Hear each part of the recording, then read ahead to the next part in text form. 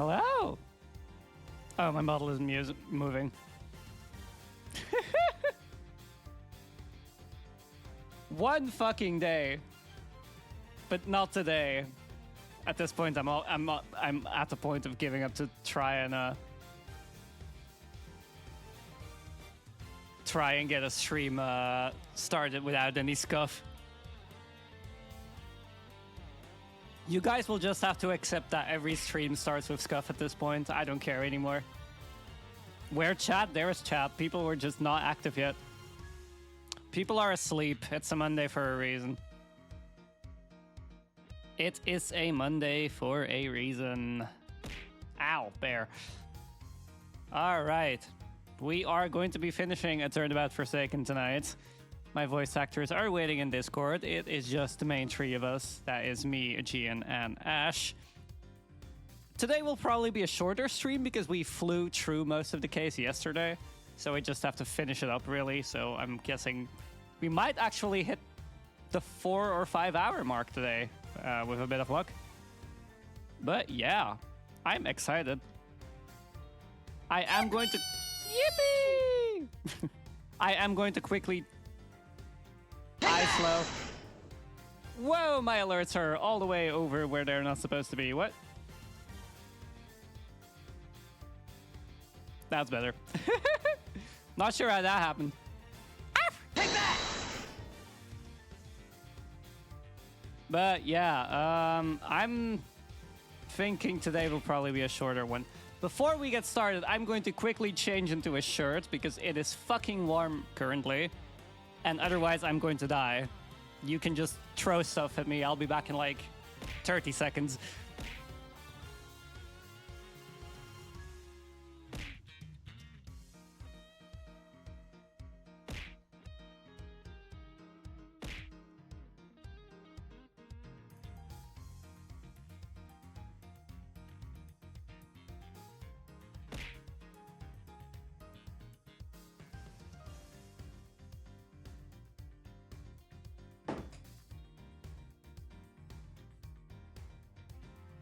The nice part about being a VTuber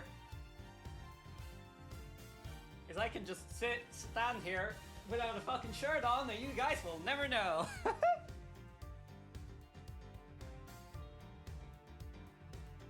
Alright, I'm back. No, Catsnable mods don't get free points, but considering they're here every stream, they just have way too many points.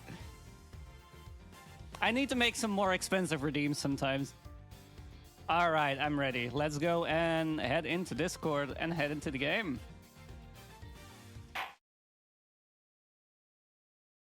Fair enough, you're also here every stream.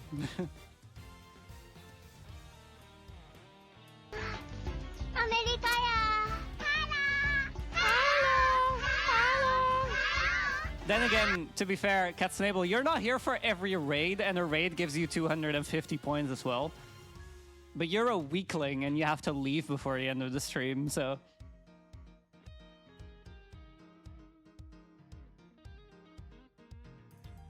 Hello? Oh, Discord is not on stream.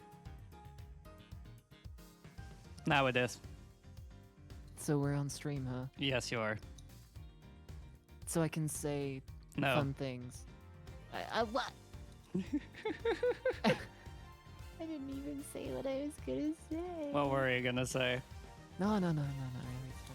Okay. Let's go over the roll list for tonight. We had to change some stuff because Lane is not here, obviously. Sag. For 7 out of 10 I am at raids, I am just not enslaved to a VA contract so I can eat. To be fair, no one signed a contract. That's why people can just leave whenever they feel like it. Yo, really? To my chagrin. All right. Well, I'll see you later, everyone.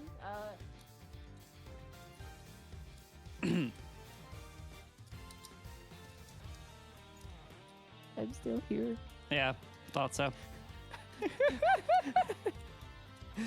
All right. Well, I'm getting pinged in servers. Give me a sec. 1. All right. Let's go over the roll list. So, for Miles Edgeworth, Eddie Fender, Emaskai, and Lotta Hart. It is the purple alien herself. Yours truly, Alfira Nova. Twitch.tv/Alfira Nova. Mm-hmm. For Aegean. Hi, Saber. Throwing is broken? Wait. Should be fixed now. Wait, give me a sec. Let me try. Let me throw something at myself. Ow. There we go. For Eustace Winner, Dick Gumshoe, Florence Needler, and Lotta... Nope, Lotta Hart is me. Never mind. It is Aegean. Hello, hello. And for Franziska von Karma, Kay Faraday, Verity Gavel, and Excelsius winner, it is Ash. Hi everyone. All right. So like I just said, I don't think today will be as long because we flew through most of the case yesterday, somehow. Watch this be a 16-hour stream. I'm going to scream if if the fucking final 2 parts of this case end up being like 6 hours or 19 something. hours. 6 or 7 hours. Like, how? Oh, look, where have God, I forgot Miles Edgeworth was fucking arrested. Yep. Never thought I'd spend another night in here again. And they stripped me of all the evidence we'd so painstakingly gathered. I really had the Garasu pin. Even if they did let me keep Kay's Yatagarasu pin. I can't help but worry about her. They'd better be treating her well. Oh shit. Wasn't ready for this. Hang on. The murderer. It was me. I remember looking down and the person in the red raincoat was on the ground. It was me, Mr. Edgeworth. It was me all along. I'm the murderer. I'm the murderer.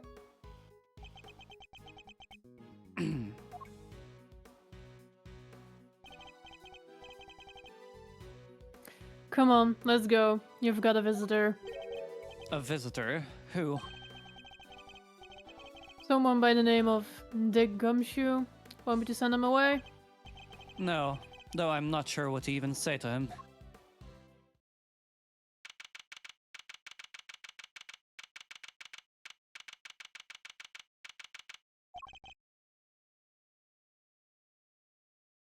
Wait there. They're leaving me unsupervised? That's not Gumshoe. But who is it going to be? Who do we think that is, team? Place your bets. I think it's Excelsius. You do? Yeah. Nah, I don't think so. Then who do you think it is? Verity? Could be. Choose whatever voice you want to give him, Ash. Oh, shucks. I'll go broad. Forgive the intrusion. Oh, it is Verity. Goddamn. Judge Gavel. Please, Mr. Edgeworth, take a seat. What are you doing here? I was told it was Detective Gumshoe. I imagined you wouldn't come if you knew it was me. What could she possibly want from me now? I suppose I'd better find out.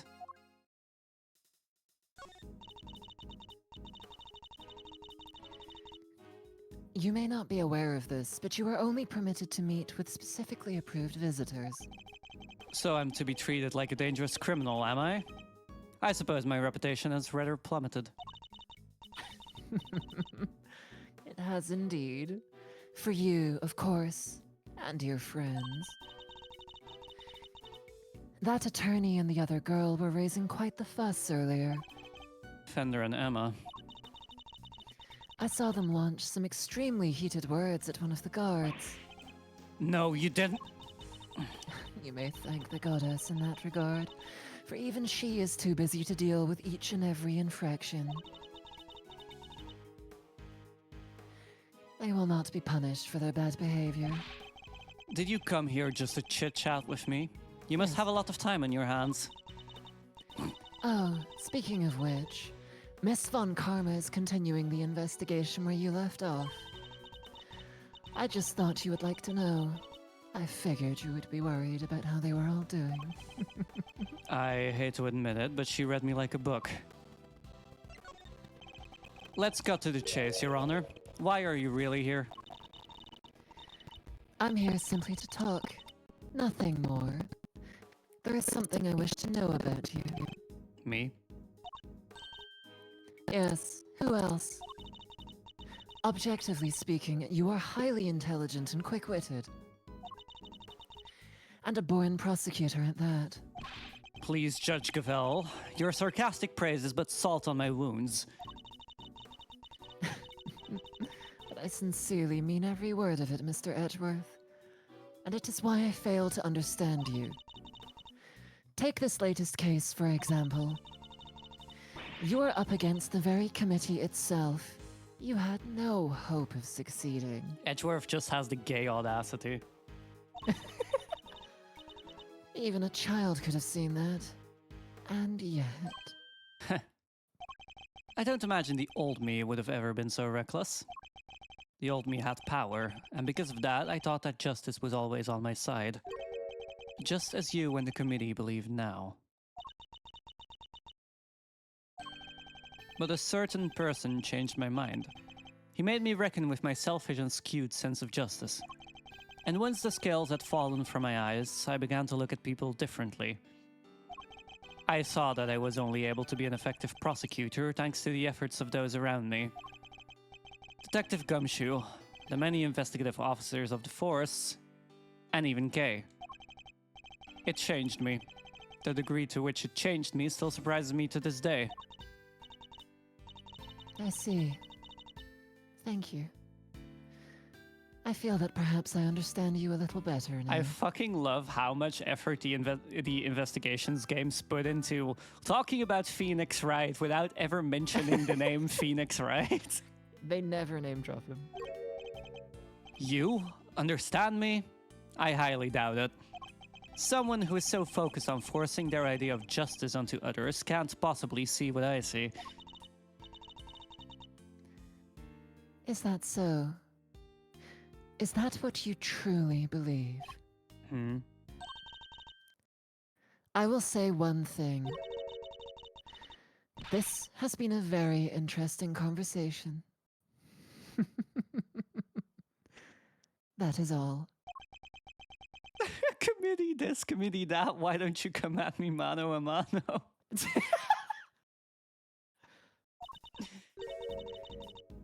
Before I go, there is one remaining matter. I was asked to inform you that the date of your hearing has been confirmed. It will be held today, in the trial chamber. The committee sends its warmest regards. I don't think they're very warm. They're quite warm. Excelsius is a lighter. Oh yeah, fair. If that was all you had to tell me, you could have just sent a message. That could have been a phone call, Judge. And entrust the goddess's words to another. That wouldn't do now, would it? You could have called me, Your Honor. No, I decided I would threaten you in person. Vaguely, and by completely not mentioning anything. I see, thank you. Until then, Mr. Edgeworth, I'll see you again very shortly. Fucking psychopath. I have no idea how villainous she's actually meant to be, so... I'm just fucking guessing right now. Giving her the evil chuckle. Who knows if that's appropriate? I mean, Verity is kind of a chuckle fuck. Fucking wisdom.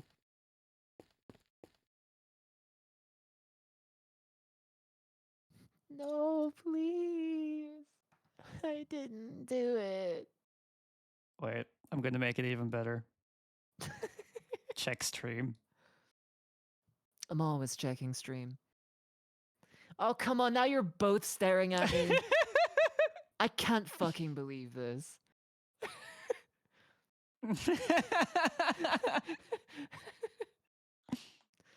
no, please. I didn't do it. Back into the corner I go.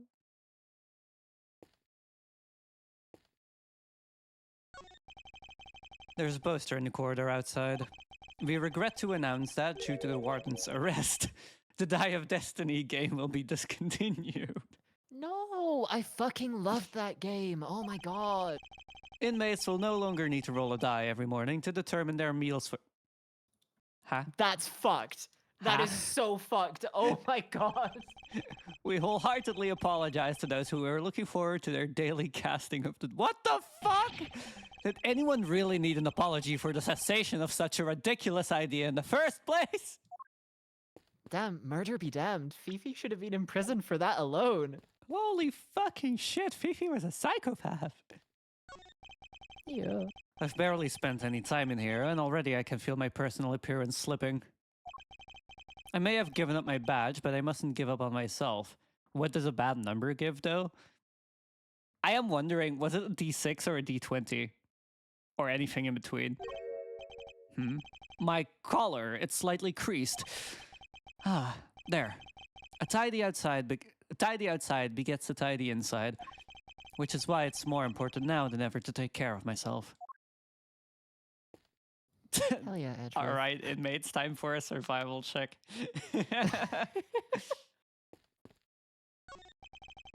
What do you get when you're rolling that one?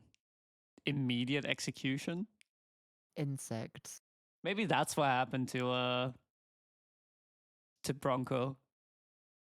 He rolled a nat one. He rolled a nat one and got executed by Fifi and her horde of rabid foxes. Shit, that's a good point. A very basic bed. I can't say it was very comfortable to sleep on, however.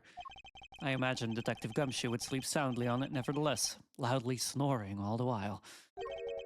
I suppose we'll probably never get to work together again. But I don't have any regrets about the bed I've made. I will follow my path to the end. On a nat one, you become the food? Whoa. Hey, do you think... Never mind. No. I didn't even say anything. I can tell what you're thinking. There's a note on the wall next to the toilet. Sorry, we're currently out of toilet paper. Please make the necessary mental preparations before using the toilet. What sorts of mental preparations can one even make? Poor Miles. What am I supposed to do here?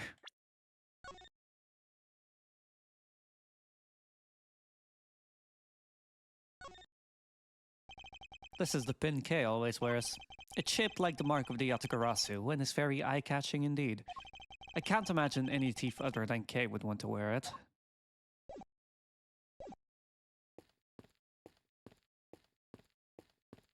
Getting his ink sperm size. That wasn't even deliberate. I actually just fucked that word up. Ink sperm size. The window is barred with heavy steel. That reminds me of a movie I once saw. A prison inmate hatched a plot to escape by using a file to cut his cell bars. I won't be doing that, of course. For one thing, I don't have a file on me at the moment.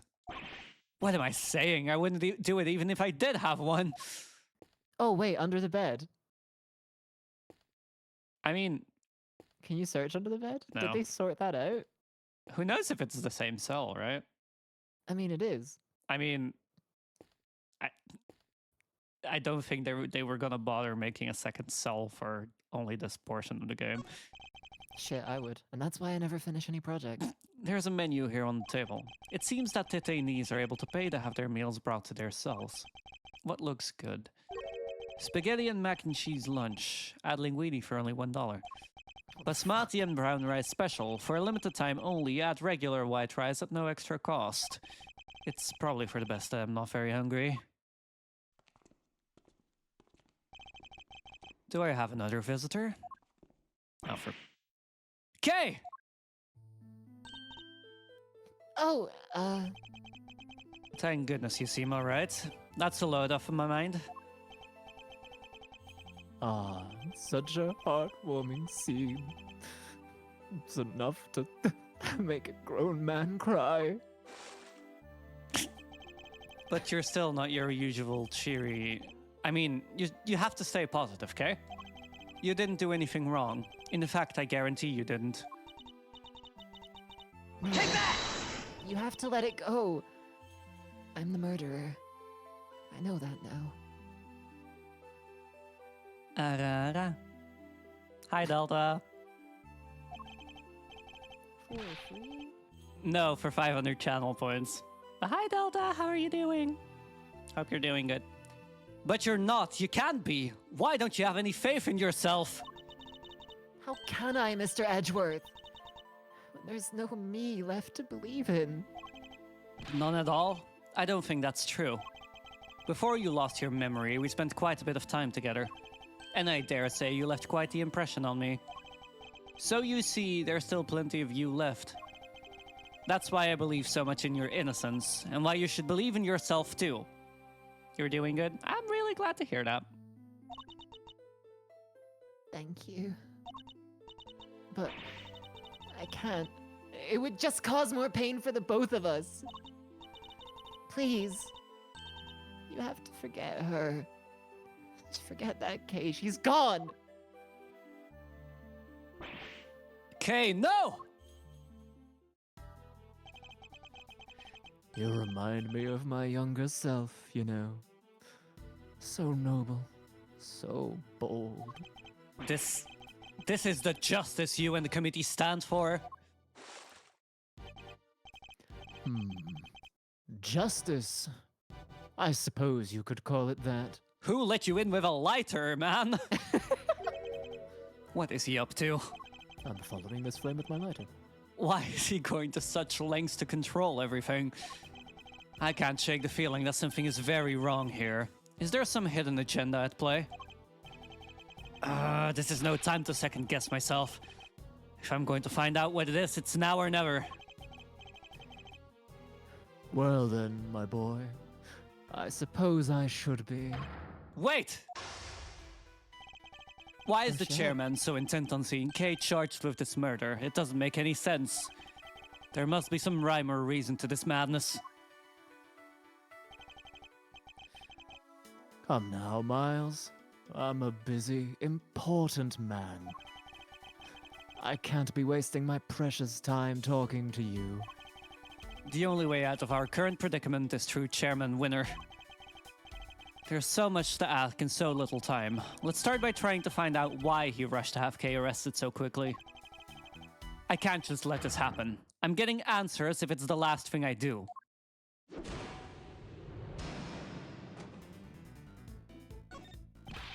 Why were you so keen to push through Kay's arrest? I've yet to hear a satisfactory explanation. An explanation? I'm not entirely sure what you mean. Don't give me that, you know exactly what I mean. Tut tut. I advise you to moderate your tone, dear boy. Need I remind you of your position?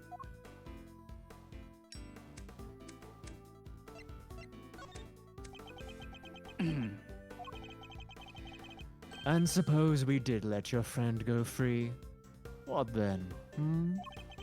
What do you mean, what then? Think how that would look, my boy. And who would have to take the blame? Me. That's who. The fucking PTSD eyes.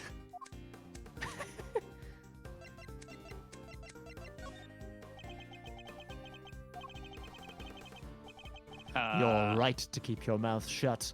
That way you won't say anything foolish. Sorry, but I can't stay silent forever. Not while Kay's innocence is still in doubt. Oh, you're breaking my heart. Just look at this flood of tears spilling out. But please, just leave it alone, will you? Things were coming along nicely until you interfered.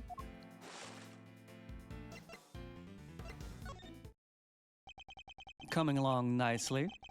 That's a pretty strange way of putting it. It's almost as if you wanted Kay's arrest to happen. It certainly doesn't sound like the statement of an impartial representative of the law. Wow, that was fast.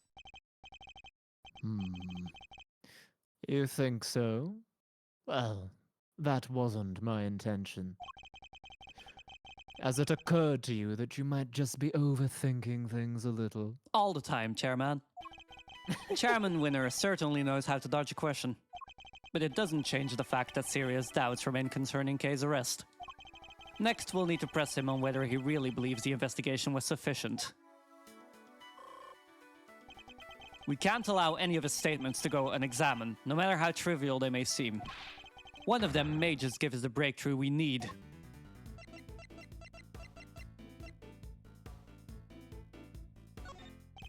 How much time was spent on your investigation altogether? Well, now, let's see. You know what? I'm not sure I can remember. And I'm sure you can. You won't bluster your way out of this one. It's not a bluster, my boy. I honestly don't recall. It's a problem when you get to my age, you see. You're not that fucking old. I'm like 40. It's not that old. Ash, what? Why? I even forget my own son's name sometimes. Never mind your fool of a son. Answer me. How long did you spend on the investigation? You're right, of course. The boy's a fool. I never meant for him to grow up like that. But... oh, woe is me. He's only too happy to derail the conversation no matter where I take it. I have to force him to take this seriously. Let's try another attack for now. Did he seriously just say, woe is me? Yeah. You can hardly say your investigation was sufficient. And you're the one who called all the shots, weren't you? Including the decision to have Kay arrested. Oh, I'm afraid I'm nowhere near as influential as you think, dear boy. You're the chairman of the committee. It doesn't get much more influential than that. Not Fair that I enough. care about such things. You wound me. It's enough to drive an old man to tears. You'll have to forgive me. I'm not the deferential type. Well, if you're going to insist on being so blunt, then I'm afraid you won't be seeing your prosecutor's badge again anytime soon.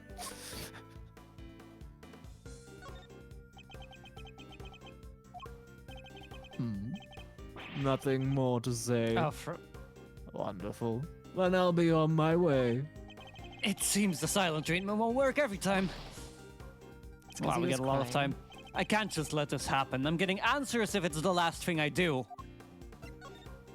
He's remembering what happened when his father said the same thing,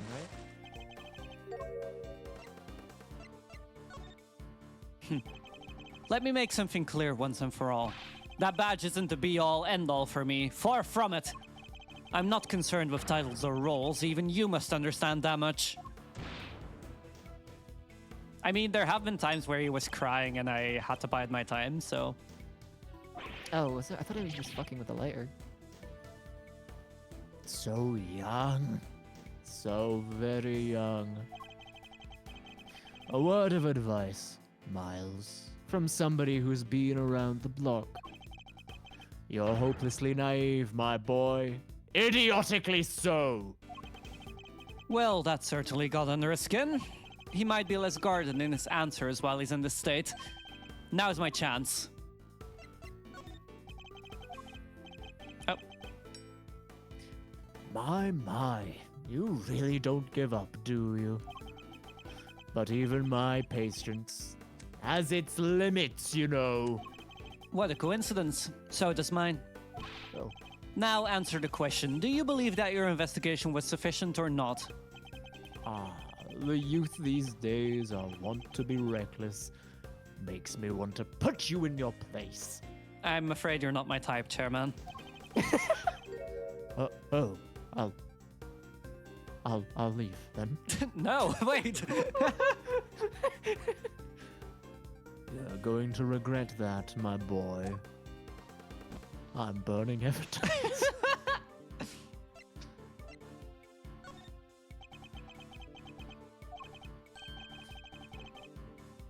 Well, Maybe you do know your place after all. What's the matter? Scared? Hardly. I was just thinking about how best to proceed. Getting answers from the elderly requires sensitivity. They can get quite emotional after all. You have no common sense whatsoever, do you? Don't you understand? Your fate rests in my hands. Here I go burning evidence again.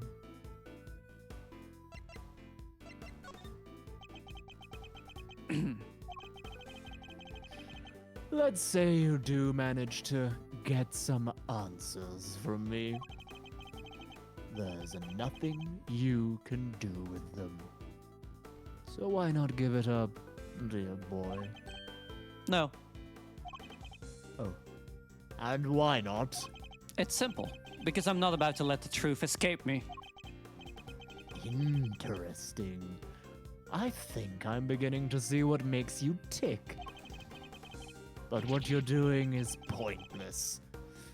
Tragically and miserably pointless. Please, give up. She's guilty. The decision has been made. Once again, your choice of words intrigues me. It's almost as if Kay's guilt had already been determined from before her arrest.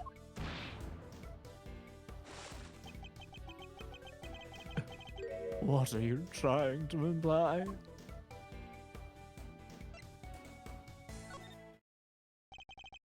I'm implying that things haven't gone as they normally should. In fact, everything has proceeded as if Kay's arrest was the end goal right from the very start. Well, Chairman Winner, was it? No. That's certainly an intriguing theory. But it's also a complete work of fiction. And I'm afraid I don't have time for such flights of fancy. I think it's time we brought this shabby little farce to an end, don't you? No, he's trying to make his escape! We must confirm the legality of Kay's arrest before he slips away.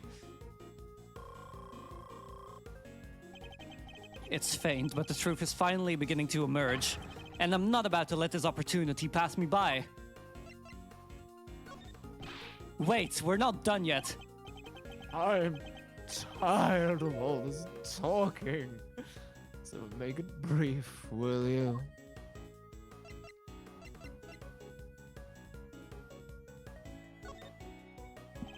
Based on everything I've heard from you so far, it's clear that Kay's arrest is entirely unfounded.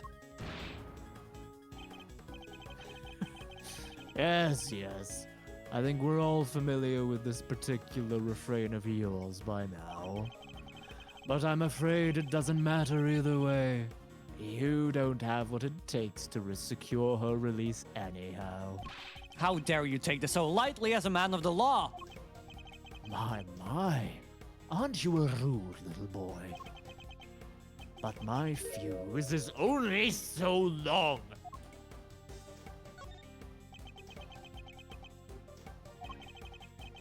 Honestly speaking, I don't have the time to waste on every last question you can dream up. I have certain responsibilities to attend to, you know. I really am quite the busy man. Or are you just pretending to be busy? That's an awful thing to say to a fragile old man. I work harder than I should at my age. I ask you, my boy, what could I even hope to accomplish by putting up such a pretense? You obviously don't want to talk about the case anymore. That's why you're so keen to get out of this conversation, isn't it? It's just so tragic. It really is. That you would suspect me of such things. It's not a suspicion. It's a certainty. There were no clear grounds on which to base Kay's arrest for a start. Now, my boy. Let's not get carried away. There was plenty of evidence to support our case. The mask, the letter, the corsage, those were all in her possession. And of course, a confession. More than enough to prove her guilt, I'd say. But those are... What's the matter? Struggling to come up with a way to explain everything away.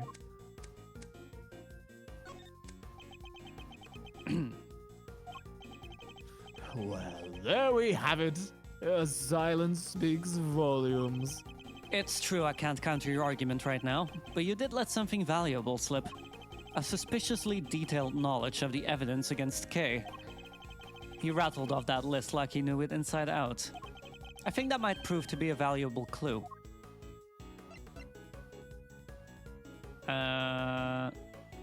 Maybe try the first one. There was another Yeah. branching path in that one, wasn't there? I don't think that's gonna work, but who gave the order? Who decided that Kay should be arrested? You know, I can't quite seem to remember. Don't ever get old, Miles, my boy. It wreaks havoc on the memory. Time to deploy my clue. I'd appreciate it if you'd stop playing the old man card. You remembered the details of the evidence against Kay pretty clearly. Perhaps if your memory didn't fail you only when it was convenient, I'd be more inclined to believe you. So, let me ask you again. Who gave the order for Kay's arrest? You're a sharp one, I'll give you that. My son could learn a thing or two from you. Or 15. Yeah. If he wasn't such an incurable numbskull, that is. Oh, it's a tragedy, really. I don't want to hear about your son. I want to know who authorized the arrest. You're very mean. You know that, don't you? The arrest, you say? I believe the order was given by... I'm not sure if I should... fuck it. Fuck it. Hey. Come now, Chairman Winner. We both know it was you. All right. You got me. You make it sound like it was somehow a bad thing, though. But I have a reputation to uphold. So I guess I'd better clear up this little misunderstanding. I'll entertain your questions for a few more minutes. Let's see if I can't put your mind at ease. The key thing to do now is to establish how intimately he knows the details of the case. I just have to ask the right questions. Yippee! Yippee! The end game is at hand. We're but a few moves away from the truth. The suspect, Kay Faraday. How much do you know about her exactly? I know that she's the suspect. Aside from that, not much else. Cross my heart, but it's true. I don't have a clue as to how to proceed with this line of questioning. I'd better try another attack for now. You seem to know the case in quite some detail. I know about lots of things, my boy. I'm just smart like that. Too bad the same can't be said about the way you handled Kay's arrest.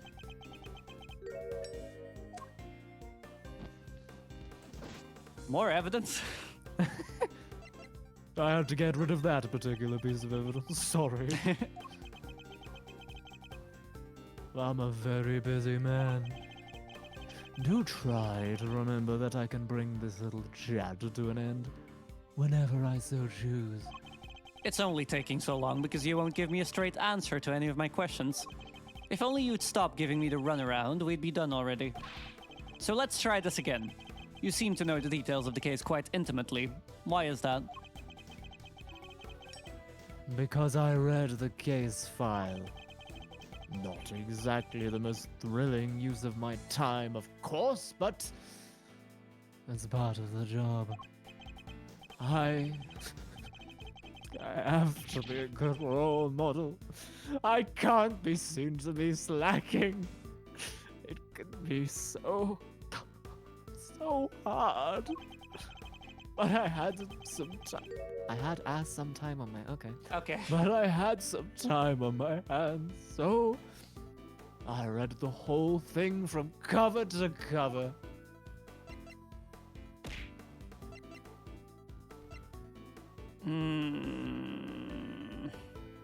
I'd go for the first one. Yeah. That's strange. I could have sworn you just told me you're a very busy man.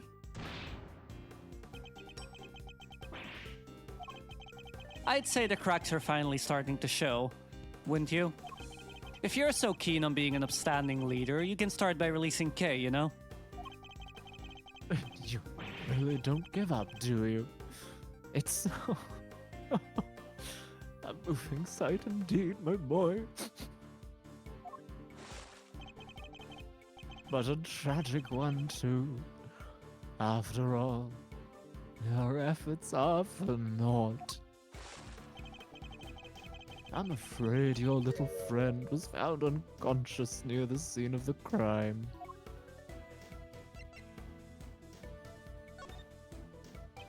We have yet to hear much about the circumstances under which Kay was found. She was lying unconscious in the storeroom, correct?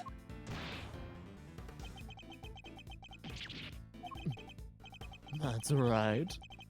Although I'm not at liberty to tell you how I know that. He knows things even we didn't. In fact, he seems to be aware of every tiny detail about this case.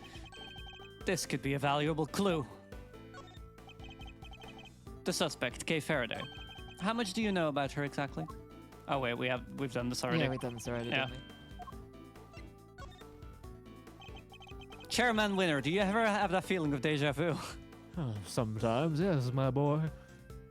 Sorry, but the more you tell me, the less sense your story makes. For one thing, you know details that even those investigating the scene were not aware of. Why is that?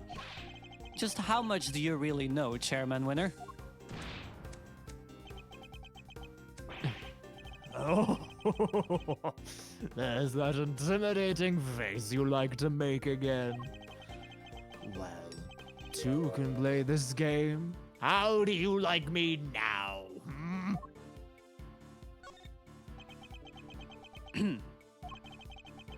I do have to commend you on your doggedness. It really is something. I'll take that as a compliment. Take it however you like. But wrap this up, will you? I just don't have the stamina anymore. She's the culprit. The only possible suspect. Just accept that already. How much more evidence did you want us to load her down with, for goodness sake? Load her down with yet another interesting turn of phrase. One that makes it sound like a lot like the items Kay was carrying might have been foisted upon her.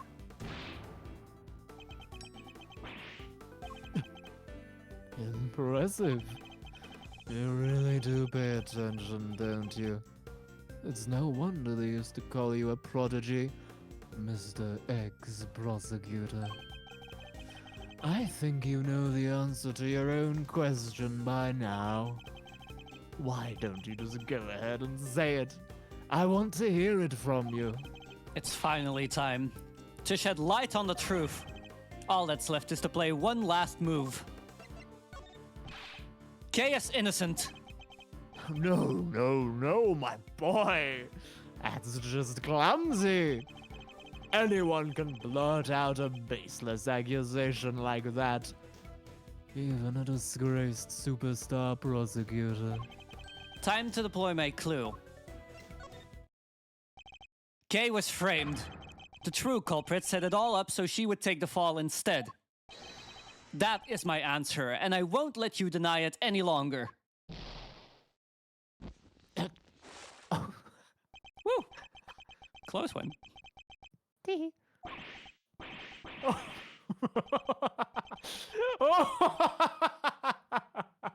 My, really are a sharp one. Hmm? It's a bit of a shame you chose to hand in your badge. I admit it. You're right on all accounts. And that's checkmate. Damn, you really just went and gave up, huh? Uh-huh. You knew Kay wasn't a real murderer, and yet you still had her arrested. What's worse, you thought you could get away with it. Well, you won't, not if I can help it. There you go with that naivete again, my boy. I guess that was always your problem.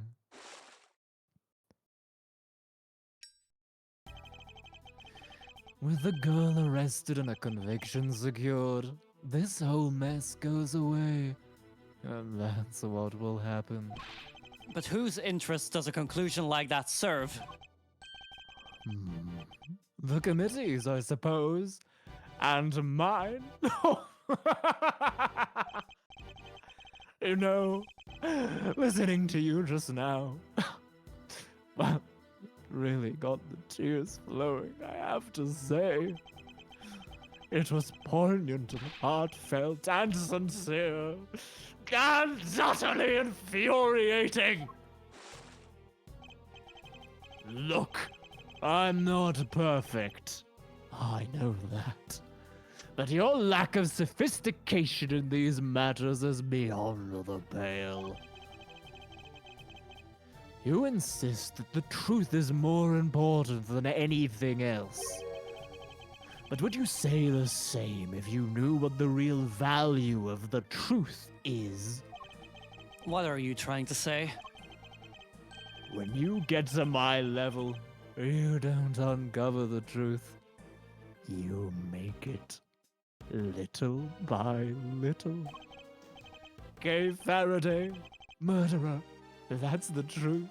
The truth I created.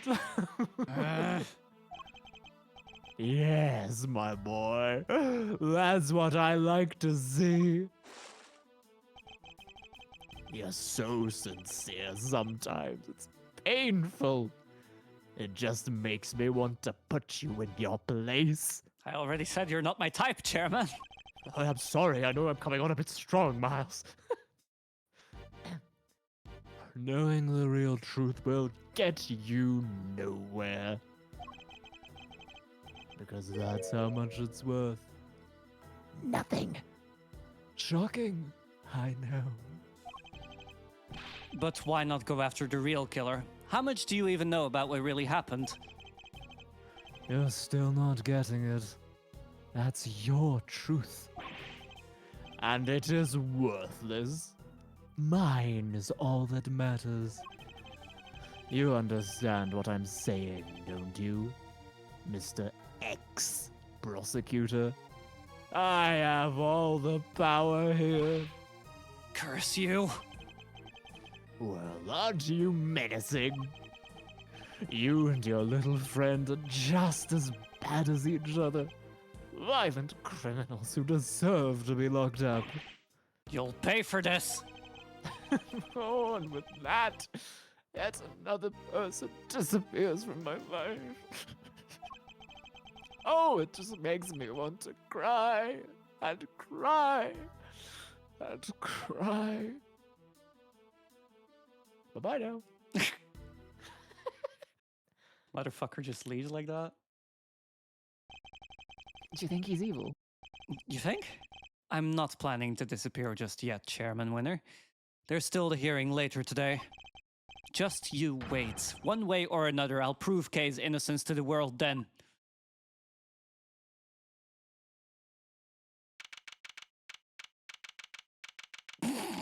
I'm sorry, but Spot the villains! spot the important characters. Holy shit. I was about to Any say. one of us could be the stand user. I was about to say, why is there an empty spot here? And then I remembered that's the fucking Ooh, victim. Bad taste, Alfira. Jeez. Oopsie. 10 members. Over a majority are present. I hereby call this hearing to order. We are gathered here today to assess the professional competency of Prosecutor Miles Edgeworth. Here, in the sight of the goddess, we do solemnly swear to pass fair and frank judgment. Fair and frank. Don't make me laugh. Verity, if you would be so kind as to summarize the case against Mr. Edgeworth. Late in chat, did you know that you are all gay? No. I'd like to see some evidence of that accusation, Miss Lane. Objection! Eureka! On April 5th, despite having been advised of the illegality of an investigation he was conducting, holy fuck, the accused refused to desist and eventually had to be detained by myself and Chairman Winner. His actions compromised the investigation into the murder of a certain defense attorney. And despite having been presented with copious evidence of her guilt, he continues to insist. I'm surprised there wasn't an Ash nuh-uh. There was, There though. was. Yeah!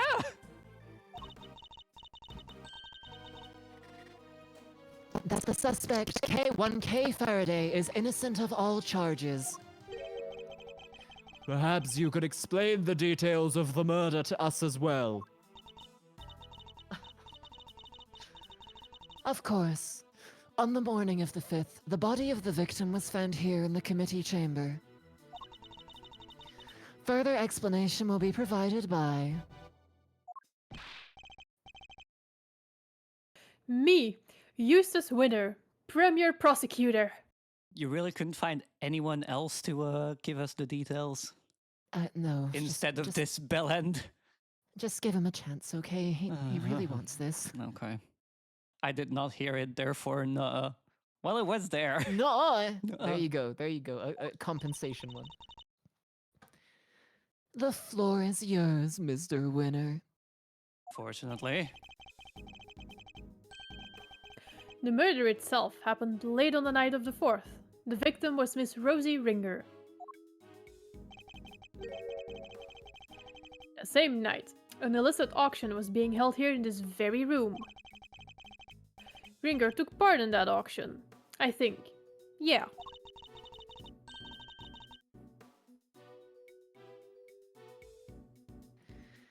Meaning that the murder took place sometime during the auction. When she was found, Ringer was dressed in an outfit that matched the description of the auctioneers. However, due to the fact that the auction carried on after the murder had occurred, I deduced that Ringer was not, in fact, the auctioneer. You deduced nothing of the sort. And what about the basis on which the suspect was detained, Mr. Winner? Yeah, I got this. So, Faraday was overcome by...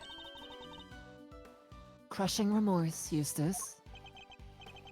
Yeah, that. Tons of crushing remorse. So she confessed.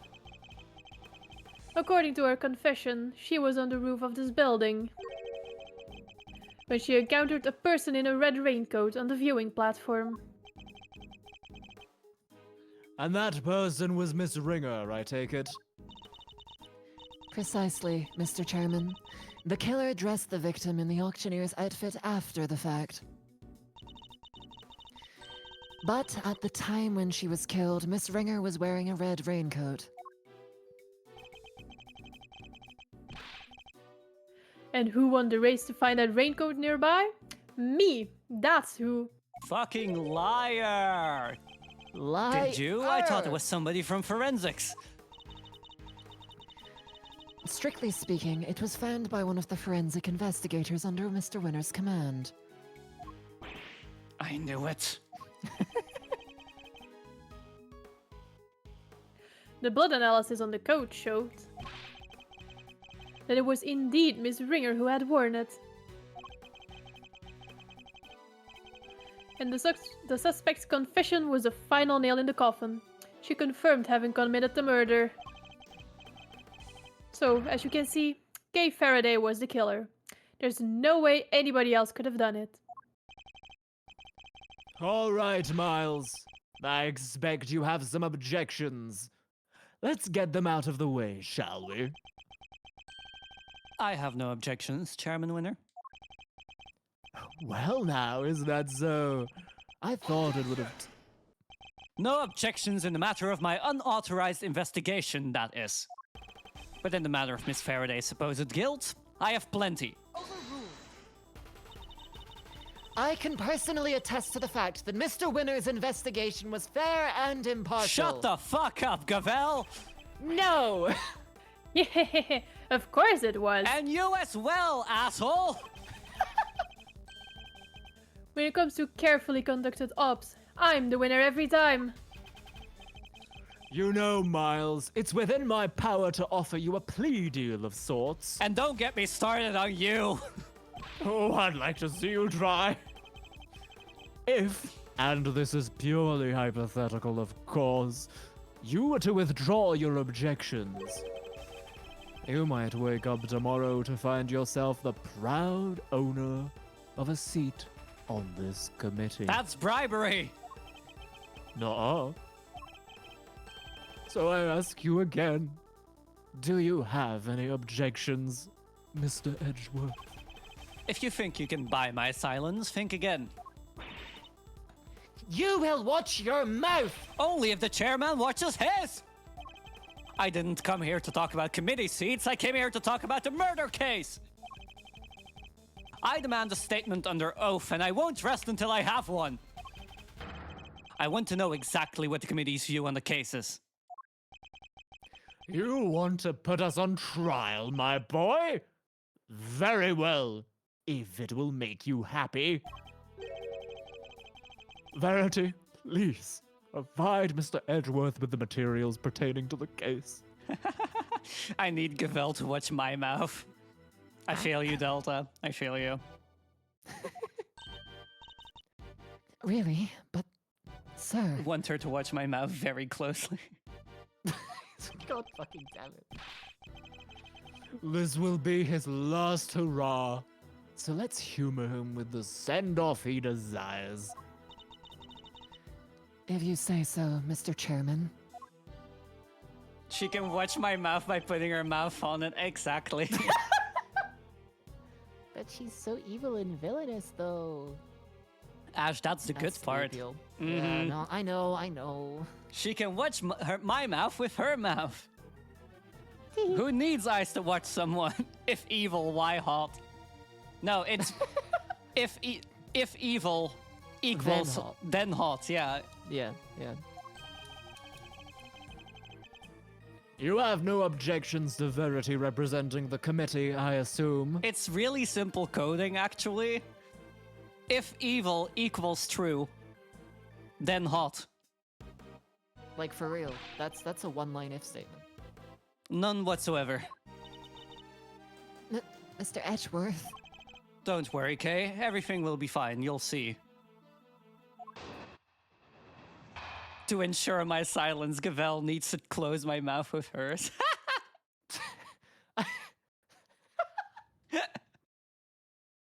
This is why you lost your fucking badge, Miles.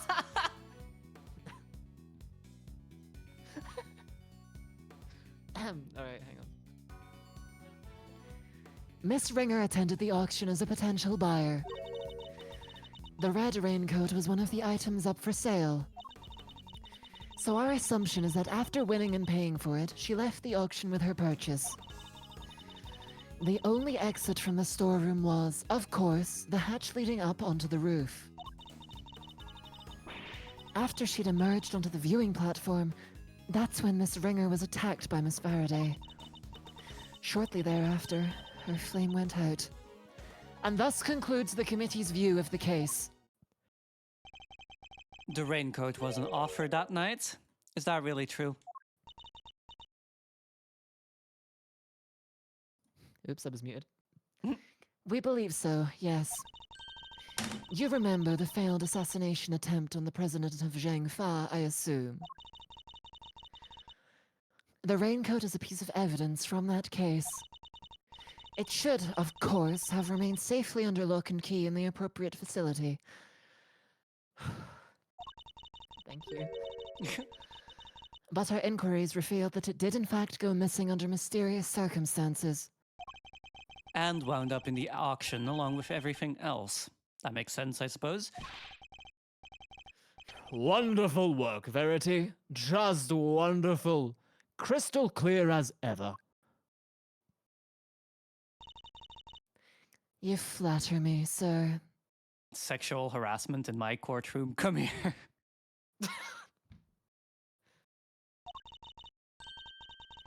Now, Mr. Edgeworth, perhaps you could save us all some time and simply admit defeat.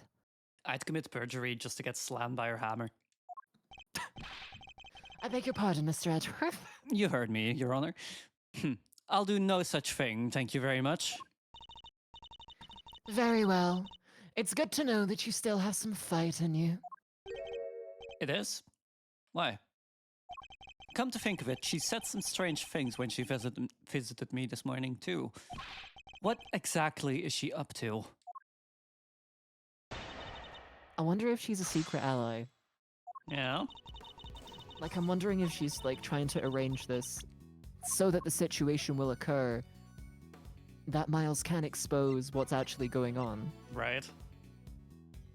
So now, I don't know how villainous to play her.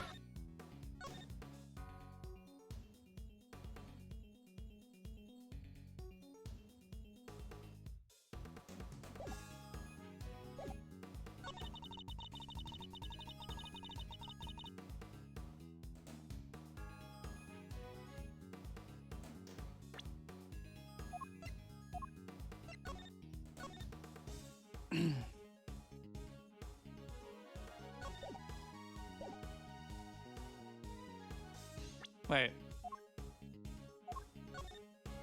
Photo taken just after the incident. So that doesn't... Take that! No, never mind. Apparently it's fine.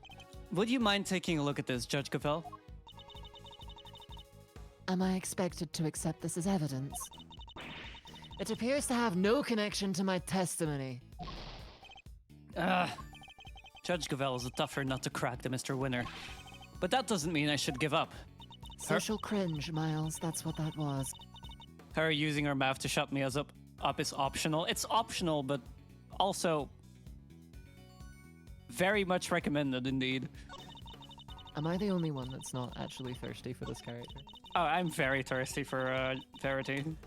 Well, naturally, but... Have you seen her? Yeah, but she's so evil with it. Look, evil is hot, right? But I feel like the equation is a bit different when they're a cop. I make no difference. I see no difference. Oh, no.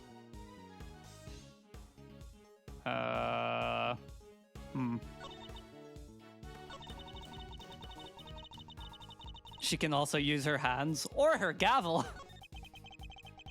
So their theory is that the victim and her killer met on the roof, and that's where the murder took place. In other words, it assumes the viewing platform was the scene of the crime. But is that really the case? Oh, the blood, maybe. I thought I had evidence that clearly shows the story of what happened that night. Time to double check. The blood, right? The blood.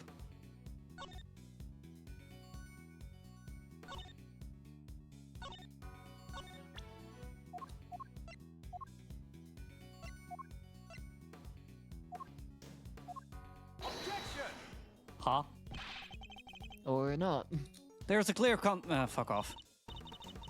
Okay, goodbye then.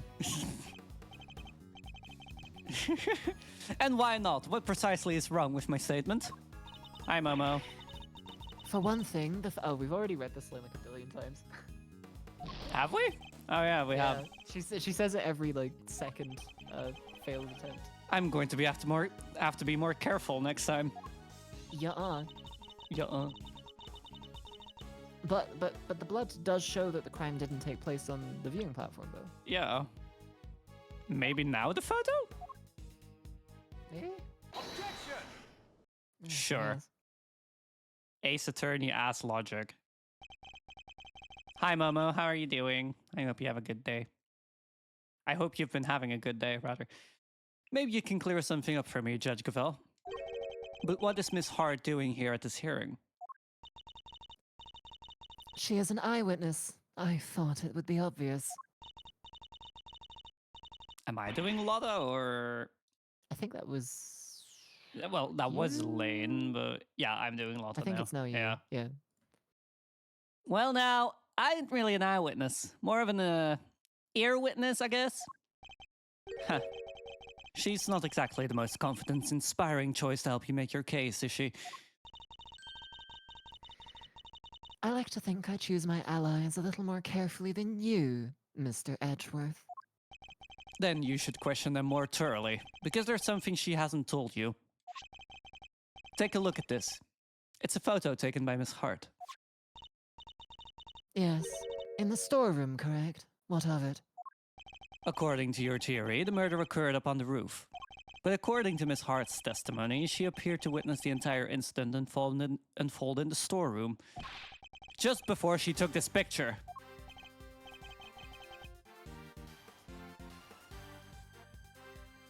Wait, you're saying Gavel got it? Wrong. That's exactly what I'm saying. What?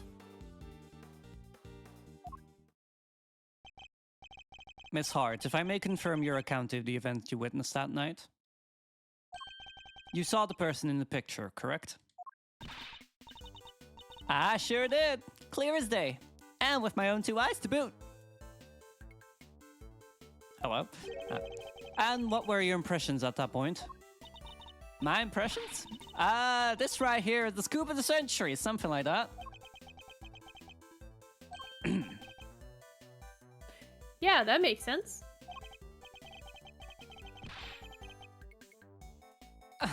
I was hoping more for your impressions of the person in question. Oh, that there's a walk-in meal ticket? Seriously? Just my little joke. No need to look at me like I done sat on your lunch. Old red raincoat, right? Why, I took one look and I thought, that's superb right there. And therein lies the rub, for Miss Hart to have thought such... Fuck. Oh, Mr. Edgeworth. When will you learn to use your words? If it's an explanation of the facts that you require, you need only ask, you know. What do you mean? I assume you're about to raise the issue of the voices Miss Hart heard. Voices that may be unrelated. Unrelated? You can do better than that. Was one of the voices Miss Hart heard really even Miss Ringer's? You're kidding me, right? Them folks was talking crime-related turkey, or my name ain't Lola Danged Hart. But did you hear them clearly? Well, can't rightfully say for sure, but I can't rightly say nothing, and you know it. They was using voice changes. I done told you all that. Precisely. Miss Hart heard voices, but whose voices? But those voices were disguised. Which means we cannot even be certain that whatever she did over here had anything to do with the murder.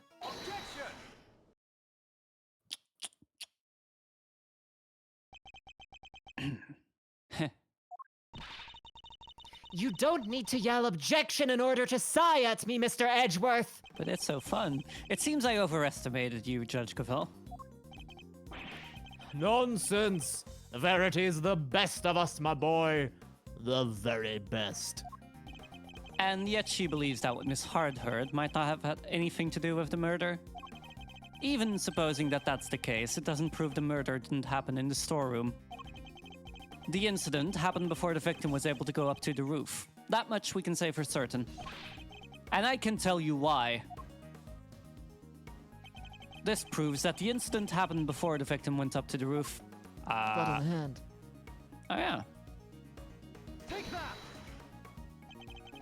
We initially thought that the person in the red raincoat was the culprit. Yes, because Miss Hart said as much.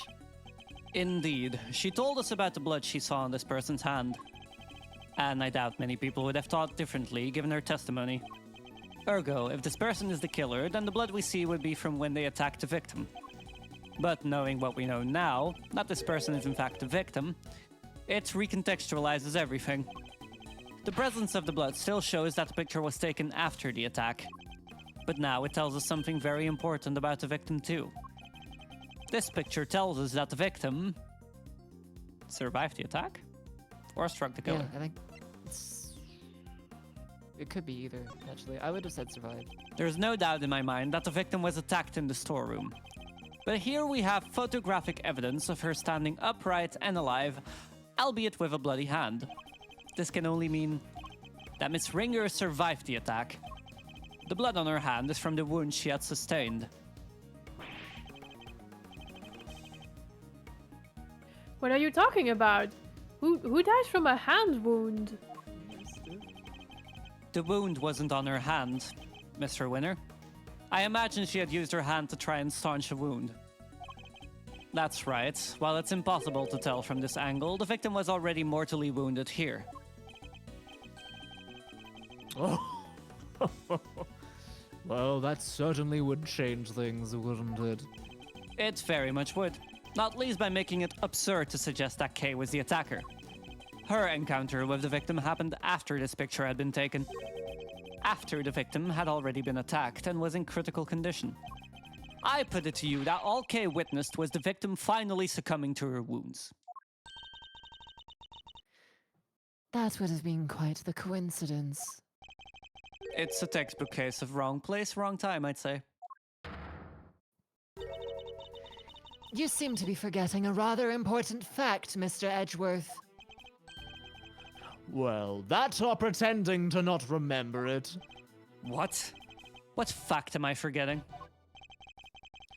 I think it's time to wrap things up, don't you, Verity? Put the boy out of his misery.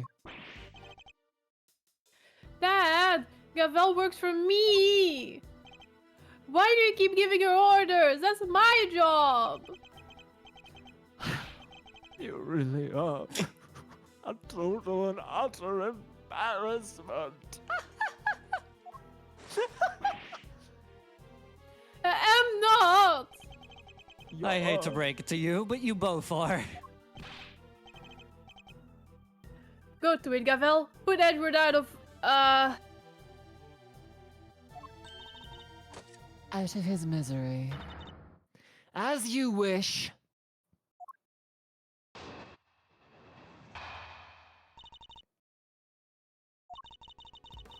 Sorry, I was really tempted for a minute to just voice this like a Animal Crossing villager. Huh? Don't really know why. Why? I don't know why that came into my mind. This would be really funny if she just... I'll put him out his misery.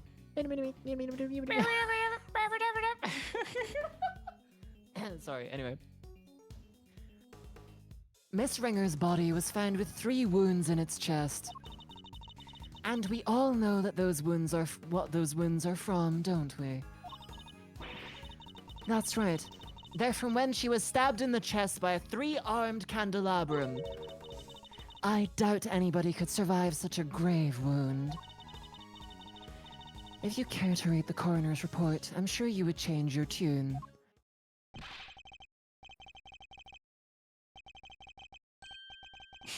Make several objections? Yes, I'm afraid I will. what? Why? Why? Weren't you listening? Oh, I was listening. Very carefully, in fact. Hence my objections. Come on. Why do you always have to undermine me? That's never my intention, I assure you. It isn't? Because you do it so well to yourself every single time already. Banger life. Of course it isn't. Yeah, I knew that because I'm. Please, Eustace, just stop, for goodness sake! You've already embarrassed me enough! Huh? What do you mean, Dad?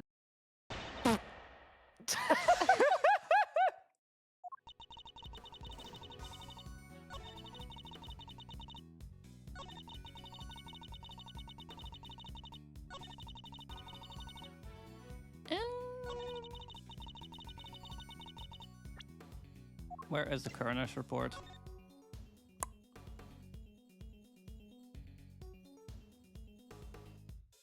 Victim also suffered a head injury post-mortem.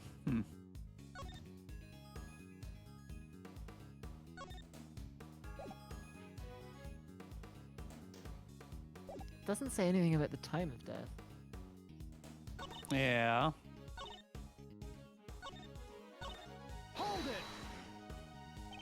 And you're sure the stabs to the chest were the cause of death? There's no doubt about that? None.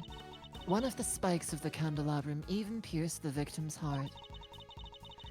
And unless you mean to call Dr. Hertz's professional opinion into question, we can only treat that as fact. The coroner's opinion, backing up my own winning one. Now that's what I call a flawless victory. Well, I'm certainly not about to ignore the coroner's findings. Hey, what about my findings? You can't just ignore them. But if the cause of death really was the puncture wounds to the chest from the candelabrum, that would seem to contradict one of the pieces of evidence we've gathered.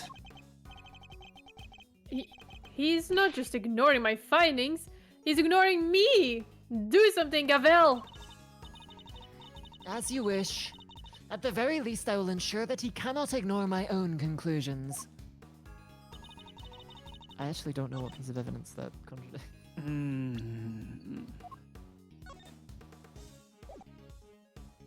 I mean, like, that was in the storeroom.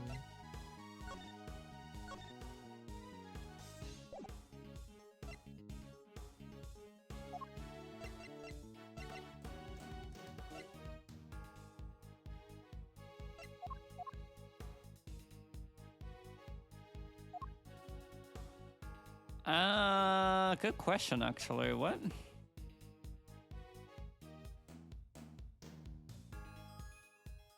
Hang on, what is she actually saying right now?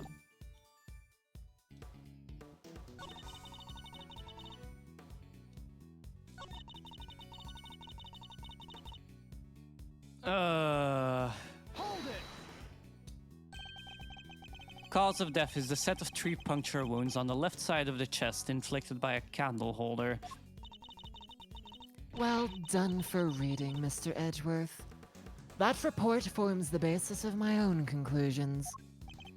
In other words, if I disprove what it says, I disprove your conclusions too. You have the strangest sense of humor. But I wouldn't mind seeing you try.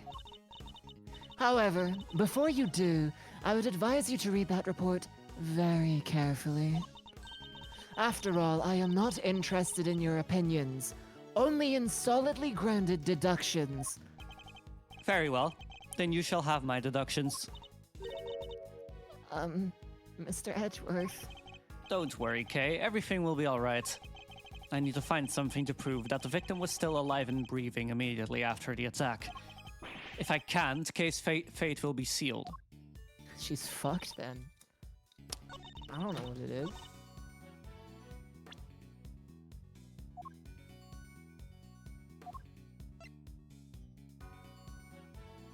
Oh, we know she made it up outside, so she didn't die instantly, right? Well, that's what we're asserting, but we need to be able to prove it. The raincoat. Yeah, 'cause we it's know got the cherry blossoms on it. Yeah, we know that she... we know that she, was wearing the raincoat when she died. But there's no holes in the raincoat. As far as we know. I can't actually check it, so I'll have to go off of the picture. I mean, it doesn't look like there is. Good luck. Yippee! Yippee! Chairman Winner, you know what this is, of course. The red raincoat. That's right, isn't it, Verity? Yes, sir. The one Miss Ringer was wearing. I warn you, Mr. Edgeworth, you will not be thanked for retreading old ground here. Well, I'm afraid I might have to regardless. Now then, if you'll answer me this, Judge Cavell. You told us that the victim's bloodstains were found on the coat. But do you remember where exactly they were found? Of course. They were found on the hood and... no. Hmm? What's the matter, Verity? The hood and... Was blood found anywhere else on the raincoat? No. It was not. Doesn't that strike you as odd? The victim died of stab wounds to the chest. Wouldn't that lead one to expect to find bloodstains in that area? And yet, there was blood only on the hood. That's a glaring contradiction if I ever saw one. The head wound the victim suffered wasn't just some incidental injury. It was inflicted before the stab wounds to her chest. Perhaps you are correct. Perhaps the victim did sustain the head injury first. As you said, if she had been stabbed first, there should be blood in the chest area of the raincoat. Oh, I should have given it a different voice. Therefore, Miss Ringer cannot have been stabbed before the head injury had been inflicted on her. But even if we concede to this point that the head injury came before the chest wound, what difference would it make? How does it change our understanding of the case? I'd say it changes things a great deal. In fact, it raises an even more fundamental contradiction. That is quite the bold claim, Mr. Edgeworth. Oh, sorry. Uh-oh. That was my B. That is quite the bold claim, Mr. Edgeworth. I have to admit, you have me intrigued. Perhaps you could show us this fundamental contradiction with some evidence. Which piece of evidence best demonstrates the contradiction the order of the injuries revealed?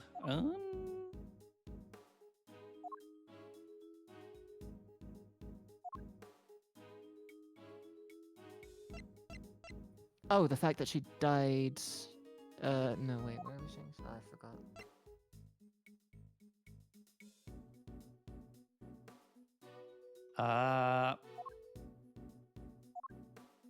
Good question, actually. Picture, maybe?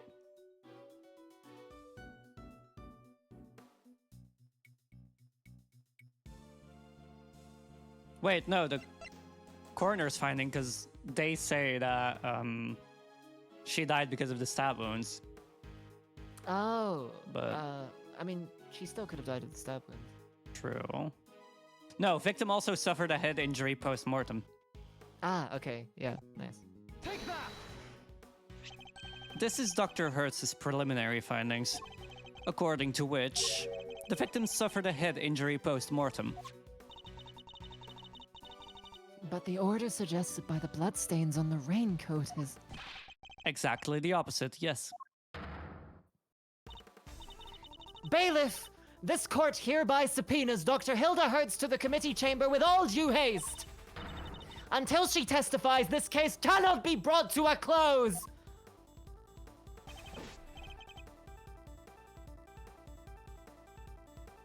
Yes, Your Honor. I'll go fetch her at once.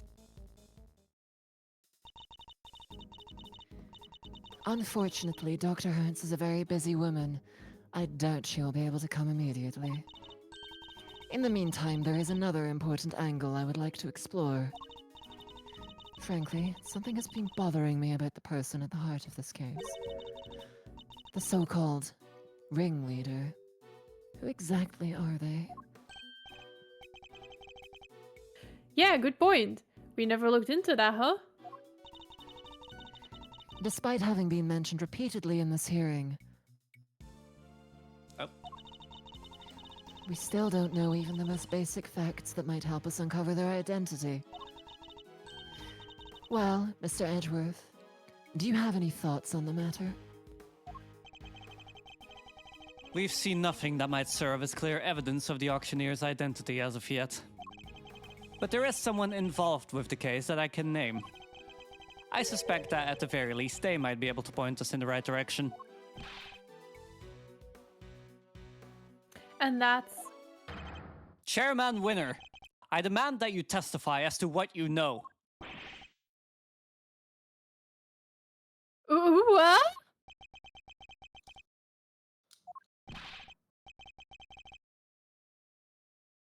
Are you crazy? Why would you accuse my dad? You would cast doubt on the integrity of the chairman of the committee? Do you understand the implications of such an act?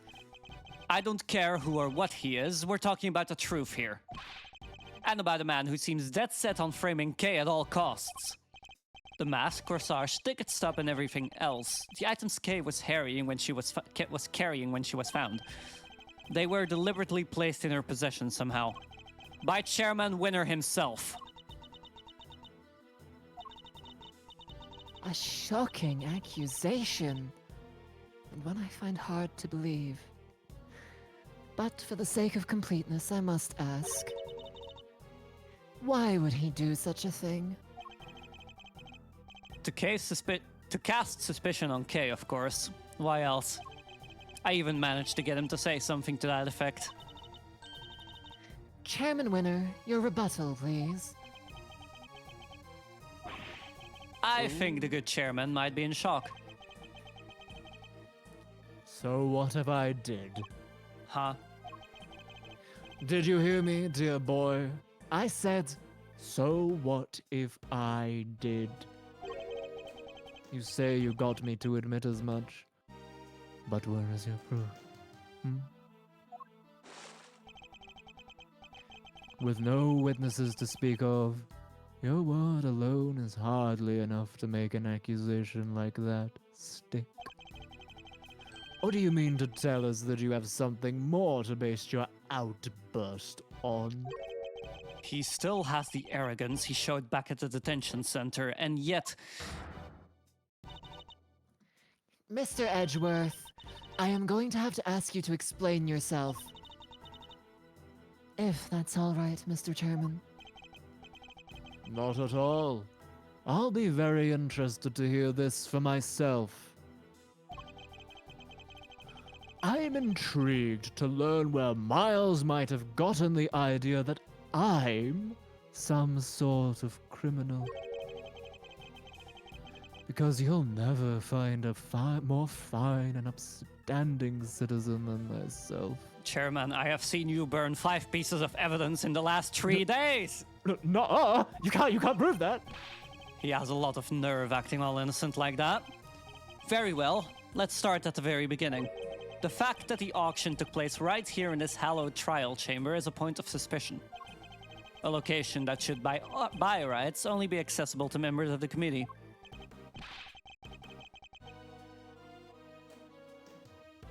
Yeah, they all have keycards to the room after all. Furthermore, these auctions seem to be held on a somewhat regular basis. And for that to be possible, There can be only one winning explanation. that's right, Mr. Winner, that the auctioneer is a member of the committee. What? No? What on earth is wrong now? What do I do with that? I play right into his hands. Oh, you did indeed, you utter nitwit.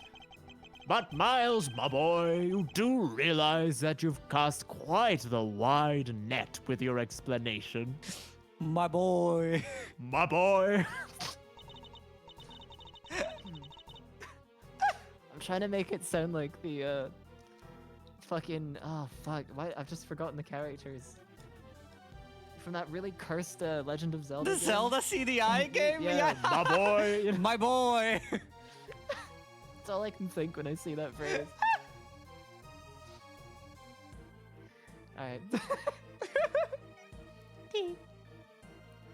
That's true. There are 11 members of the committee altogether. 10 given Miss Ringer's unfortunate passing. 10 potential suspects in total. But only 2 that are serving.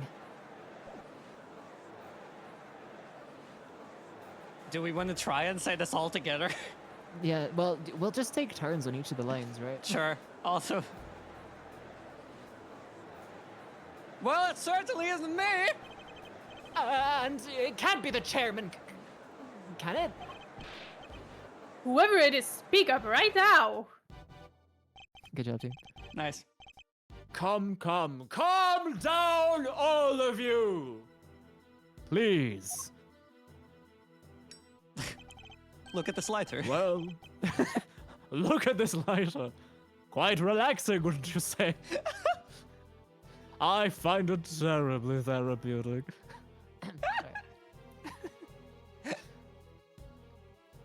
Well, Miles, is that all the proof you've got against me? You're very quiet all of a sudden. But it's too late to back out now. You accuse the former chief prosecutor and current committee chairman of a crime! I would tell you to prepare for the worst.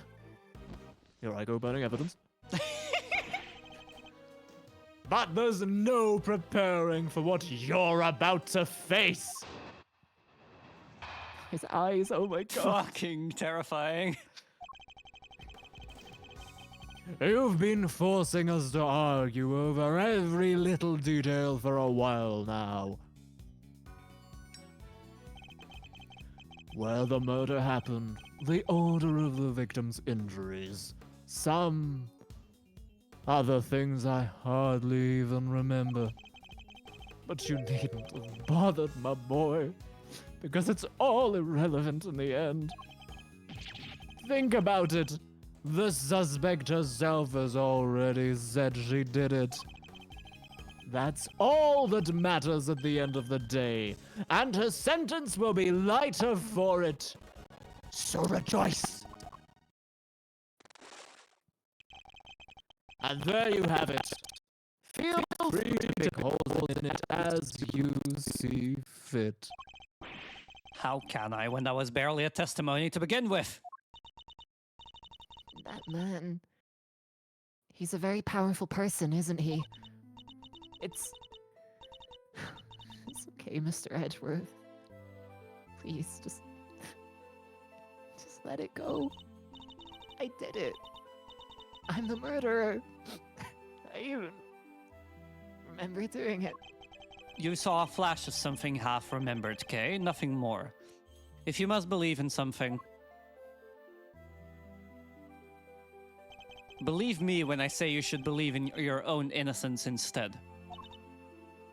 But I'm up against the head of the committee here.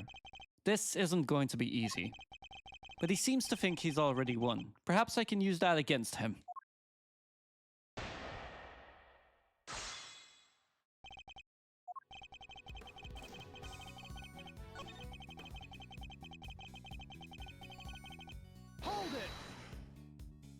I seem to recall the ringleader's identity and the faulty coroner's report being critical points of contention.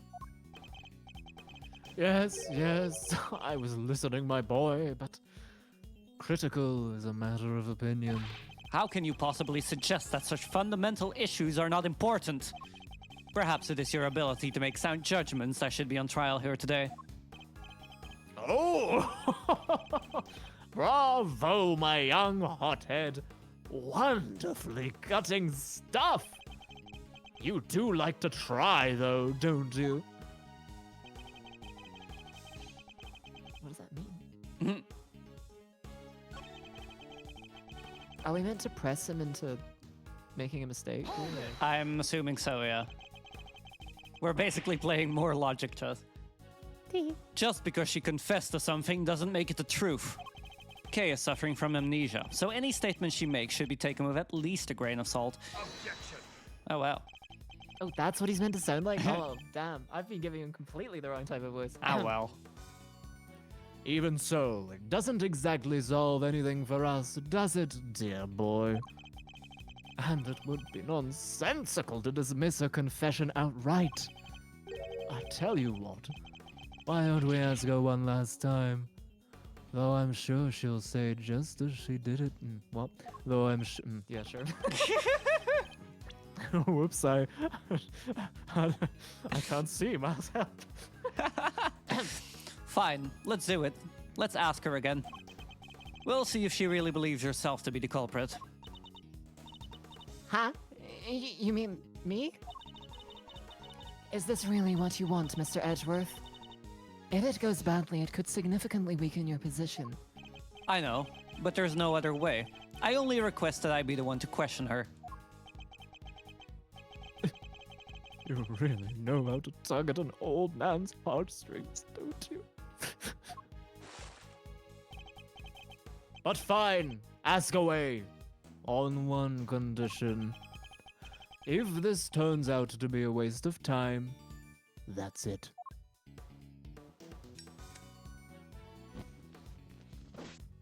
More evidence. We'll call the proceedings to an end, then and there. Agreed.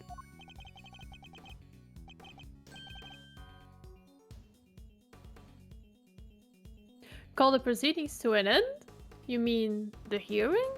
Oh, my idiot son. Yes, dear boy, that's right. Perhaps you aren't a complete muddlehead after all.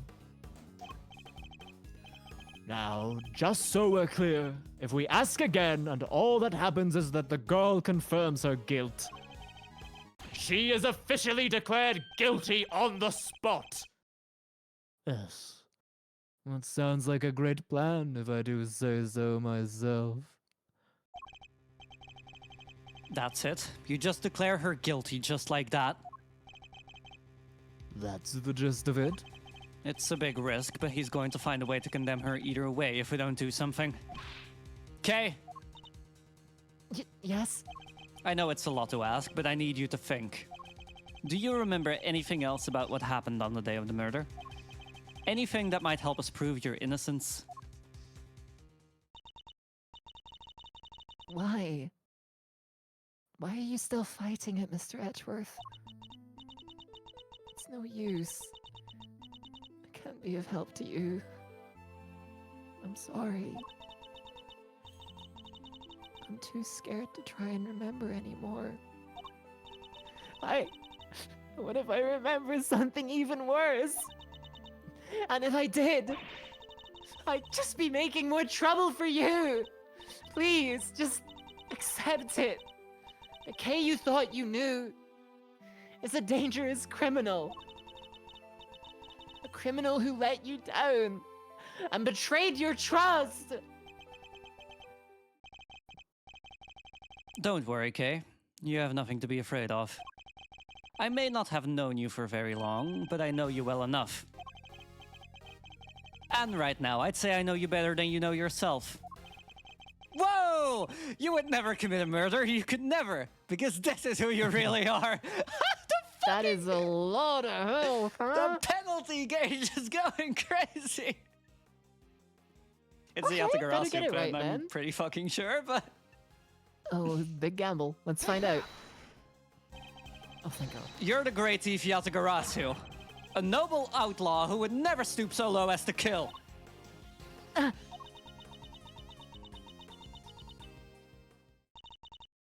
I can't do it. I am sorry. Because all I can see is the one memory that's returned. I have to face it. No, the only evidence of your guilt is the confession they forced out of you. As I said earlier, you have to believe that you're better than that. Or are you saying you don't believe a word of what I've been telling you? No, it's not that. You're trying so hard to help me. And you're You're risking so much for me. It's too much. You have to stop. I'm begging you. Ah, so that's what's going on. I thought it was strange, but now I can see. The reason you're allowing yourself to be railroaded into accepting your fate is because of me, isn't it? Which is exactly what the K I know would have done. You're a good person, Mr. Edgeworth. Sorry to burst your bubble, but I'm not. And I don't plan on becoming one anytime soon. Because despite all your wishes to the contrary, I'm still trying to help you. So, you see, I've merely been servicing my own ego regardless of what I put you through.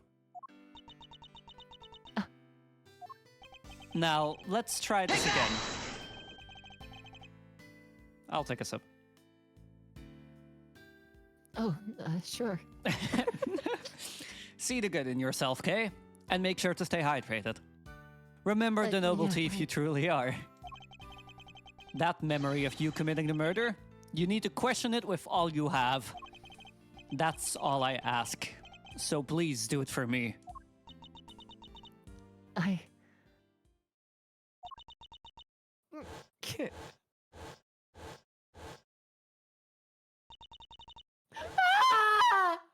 Kay! What's wrong? Did you remember something? Oh, it'd be like some cliche movie plot if she did. A cow.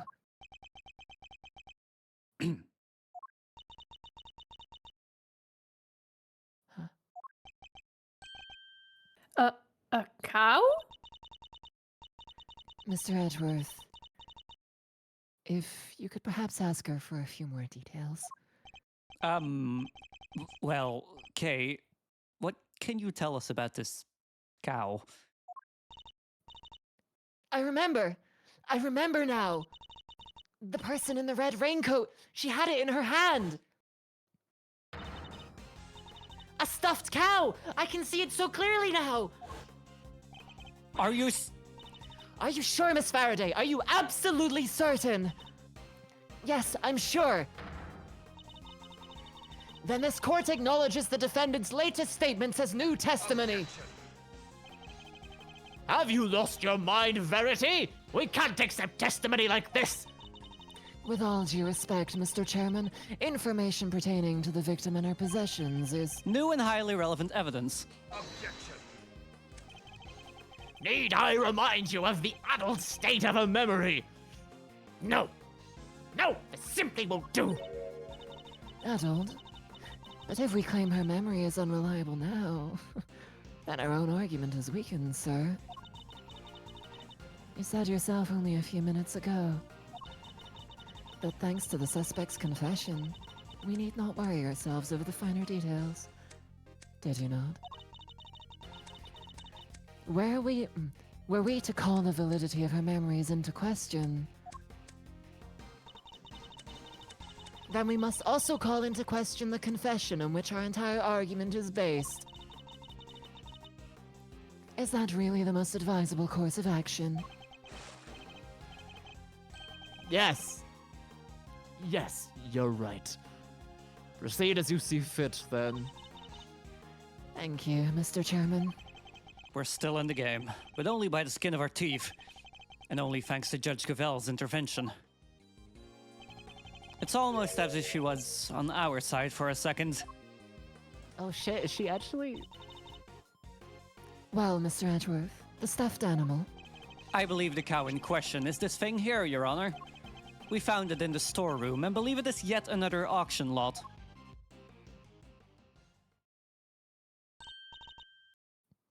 Wait, that's...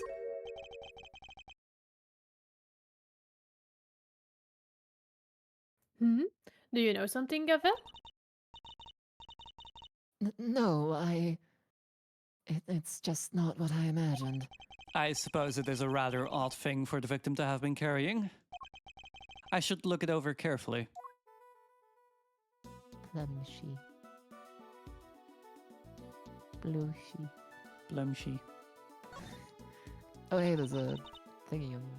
Oh. The left horn is missing. This hole. It looks like that's where the horn would have gone. But that doesn't look like stuffing in there.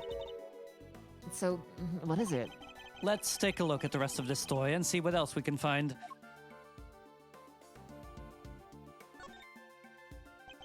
The right horn seems intact, but I can't say it's doing much for the overall symmetry of this stuffed toy. Look, Mr. Edgeworth, it moves. It does? It sounds like sand being crushed? It would seem there is a recording device hidden inside.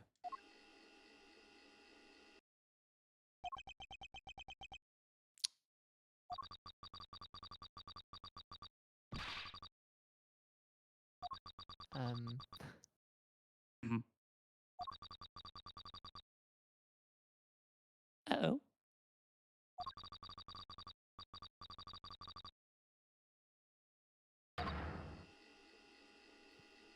Do we know who it is that said that? No idea.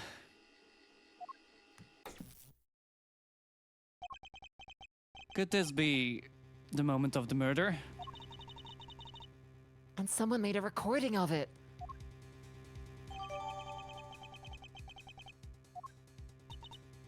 Hey, that's them right there.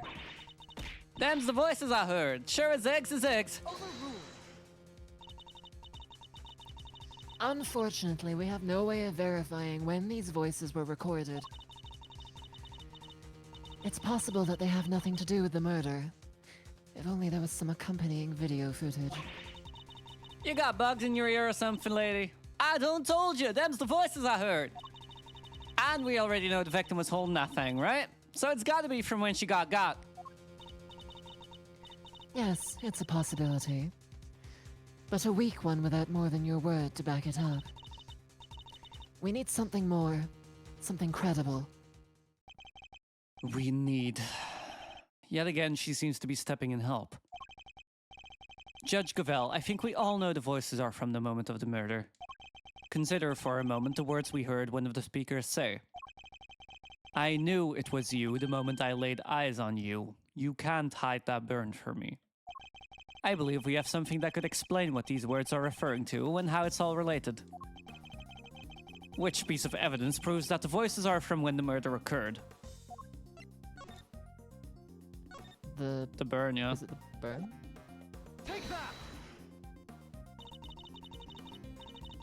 The coroner's preliminary findings. How do they prove anything? Indeed. What on this page shows that the voices must be from the time of the murder.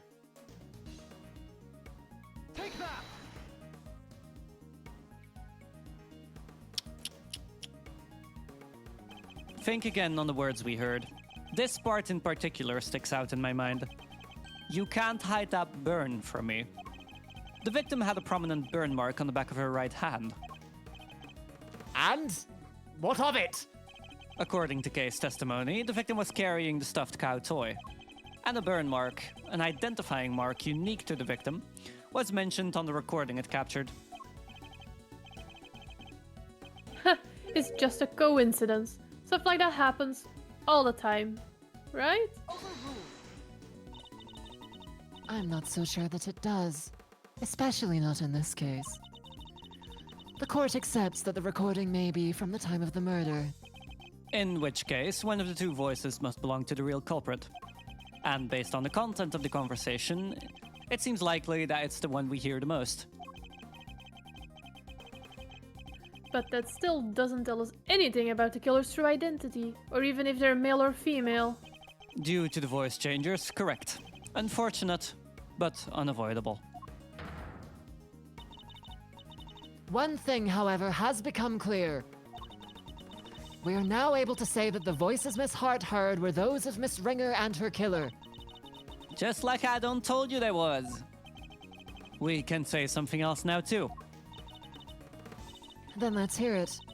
That is, if you don't mind, Mr. Chairman. Do as you wish. According to Miss Hart, just before the murder occurred, two people came up to the storeroom from the committee chamber on the elevator. the ringleader and one of the auction attendees. It seems this was the point at which money exchanged hands. The murder happened immediately afterward, and the auction carried on after that. All of which points to one key fact. What else does this latest revelation tell us? The ringleader was the killer. Since the ringleader was the auction's sole auctioneer, then it follows that they cannot be the victim. Hey, Cavell. Not right now, Eustace. There's a good boy. Come on! What? I return to my previous statement. Eustace gets stopped by... Yeah, I admit it. Okay, fine, I admit it. You're right. And if they weren't a victim, then they can only have been the killer. A compelling argument, but hardly conclusive. I am fully aware of that, Your Honor. I was merely warming up for the main event. Oh, good. There were certain traces left on the scene that seemed to suggest that the ringleader was the killer. Then please hurry up and show us. What is something that was placed on the scene that points to the ringleader as having been the killer? Fruit Loopsies, welcome. Hi, hello, thank you for the follow. I hope you have a good day. And welcome. The fact that the victim was in the ringleader's clothes, I would imagine. Yeah, I think so. No! This evidence clearly shows that the ringleader was the murderer. I don't get it. No surprises there, but I'm sure the rest of the room will see what I'm getting at. For once, I agree with my idiot boy. How can that be? You've posted cringe, Miles. If the ringleader was the killer, there's something they would have wanted to hide. I need to present a piece of evidence that suggests just that. Whoa. Mr. Edgeworth, if you wish for us to believe your assertion that the ringleader was the killer, we will need to see some evidence to that effect. I understand, Your Honor. And I'm about to show you just that. What is something that was placed on the scene that points to the ringleader as having been the killer? The candelabra, maybe? Maybe? Take that! No! Nope. Oopsie!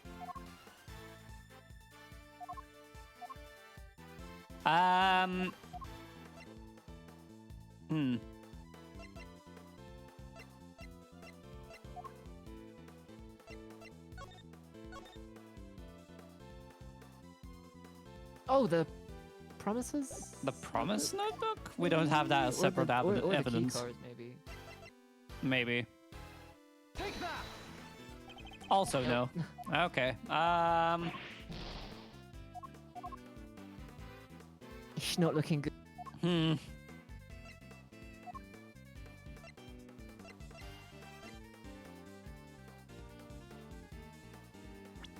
Song's a fucking banger, though. True.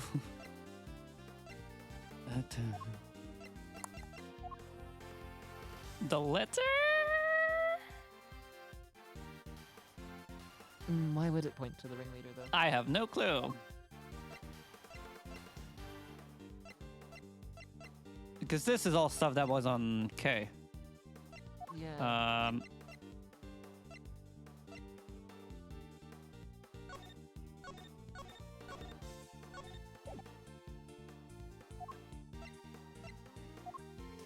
Take that! Nope. Okay, I'm stumped.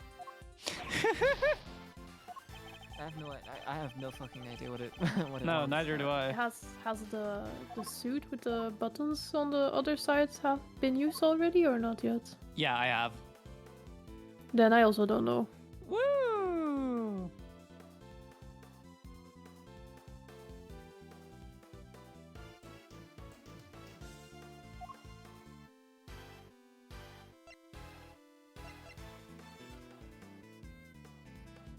Was it placed there to hide the existence of the storm? Okay, it's literally in the fucking evidence text. Oh, okay. The killer deliberately left a large pool of blood at the foot of the Goddess of Justice statue. It was due to that blood that we originally thought the murder had happened in this chamber. But it was simply a ruse, designed to cover up the blood that had dripped down from the storeroom. In order to conceal the existence of the underground auction, correct? Correct. If the culprit had nothing to do with the auction, they would have had no reason to cover up that blood. Which further supports the theory that the ringleader and the killer were one and the same. And as to the identity of the ringleader, do you have anyone you'd like to name? The auction is always held in this committee chamber, with its storeroom located just overhead. So, at the very least, we know the murderous ringleader has some connection to the committee. Yes, yes. And you suspect me, correct? As the committee's most powerful member, that should hardly be a surprise, right? You're a fine prosecutor. That much I'll give you. But as I think I may have mentioned already, you're also hopelessly naive. Here I go burning evidence to prove it. You've got nothing, dear boy, have you? No evidence whatsoever. Unless you've got something to share after all. Do I have any evidence to show that Chairman Winner is the murderer? Nope. I don't think I do. Nope.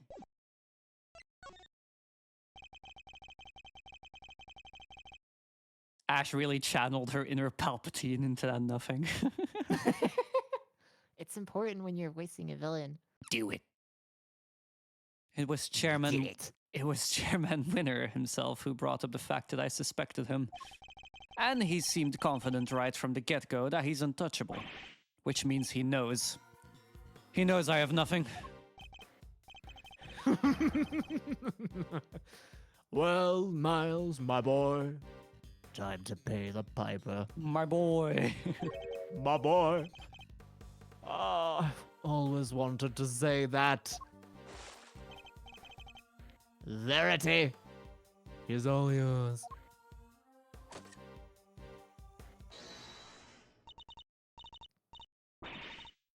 You've got nothing. You know what else you don't have? A husband.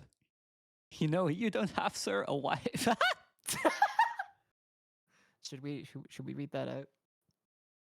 I guess you should. I don't know who the second one is supposed to be, but... Well, it's Miles. Oh, yeah, fair. She's not in my backyard. That just would make that makes so much sense as a headcanon. If anyone has killed their wife, it's this fucking dude. Yeah, same. Same. Wait, no, that was wrong. Wait a minute. Small brain fart, I'm sorry. Alfira, is there something you're not telling us? I don't have a backyard to begin with. Okay. Were you going to read it out or what? Are we? Is that what we're doing? Okay. Yeah. You've got nothing. You know what else you don't have? A husband. You know what you don't have, sir? A wife. She's not in my backyard. Wait, dang it, I just remembered something. Huh? Did you have amnesia too? Oh my god, Eustace, you dumb fuck. Nah, it just done came to me. Flash of inspiration, you know how it is. Very well. Say your piece. Objection. What are you doing, Verity? Mr. Edgeworth has made it clear that he won't give up until every last lick of hope has been extinguished. So, extinguish we must. Lest he try to drag us through this excruciating process again in the future.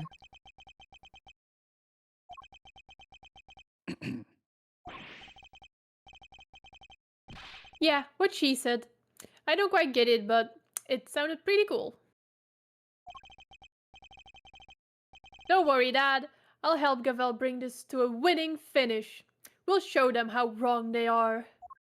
I'm going to jail. Fine. Let's hear what the witness has to say. You heard the chairman, Miss Hart. If you would be so kind. That's something who would bury their wife in the backyard would say. What the fuck? I would not bury my wife in a backyard. I also don't have a wife to begin with. And that's not because she's in my backyard. Objection! Huh? If you don't have a southern Consider this accent piece for... of evidence. Huh? If you don't have a southern accent, replace with Ash doing her most fake Scottish accent possible.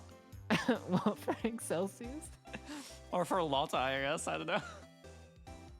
Well, alright then. Here goes nothing. The facts, Miss Hart, and nothing but the facts, please. Don't you worry your pretty little head on that front. I'm a journalist. True's my middle name. Color me officially worried. Banger like. So the ringleader's the killer, right? Which makes the victim one of them auction goers. Thing is, that don't add up. I counted 11 people coming down that hatch, see? Then the murder happened, and then the auction started back up again. Now, I had me a look back downstairs right after that. No. And wouldn't you know it, there were 11 little duckies all lined up in a row again. How? And you're sure of this, Miss Hart?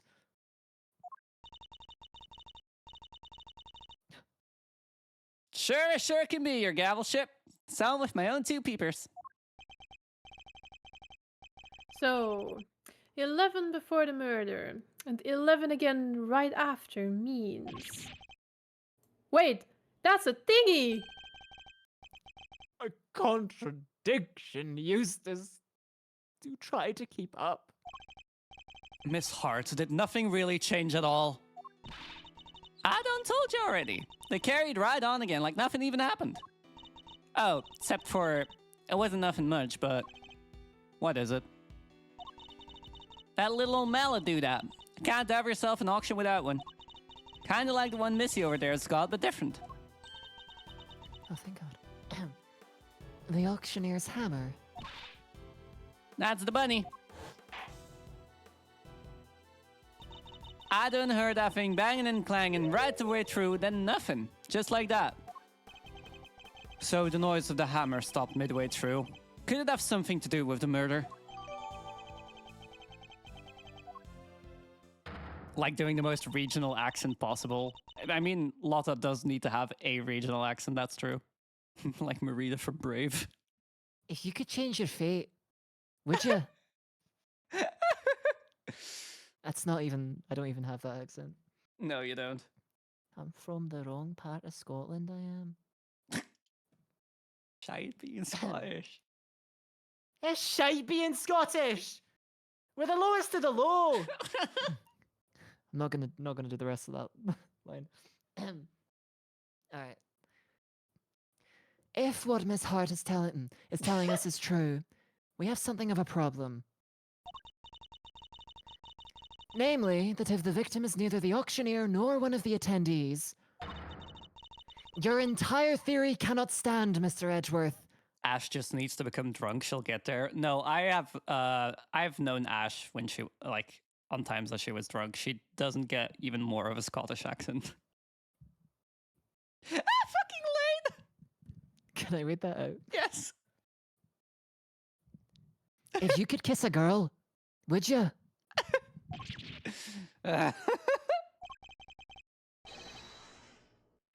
Chalk one up for justice. Eat that, Edgeworth. See? Mr. Edgeworth? There really was nothing we could do. No, there must be something we're overlooking. Something we still don't have an explanation for. I just need to think. If I can't, chaos. All right, kids. Do we finally have our answers now? If so, then I expect you to make good on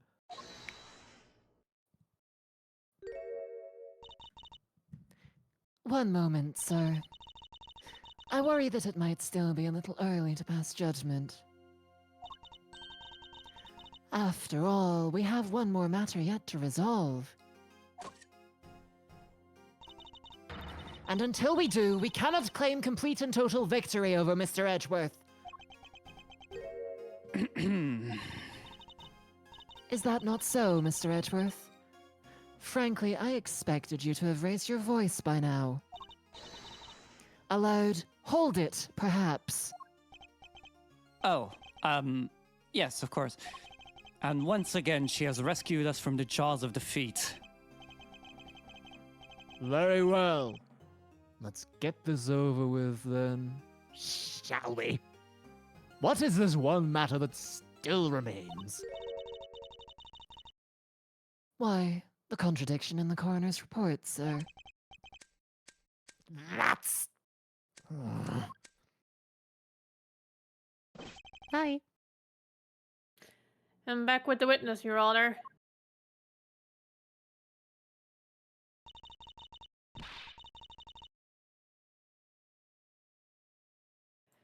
What's this all about? Why'd you call us back down here? Did somebody suddenly fall ill? I'll have a compress ready in 2 shakes of a— Ow! This better be good. Did somebody else drop dead? Well, they might soon wish they had. Dr. Hertz, Miss Needler, thank you for coming on such short notice.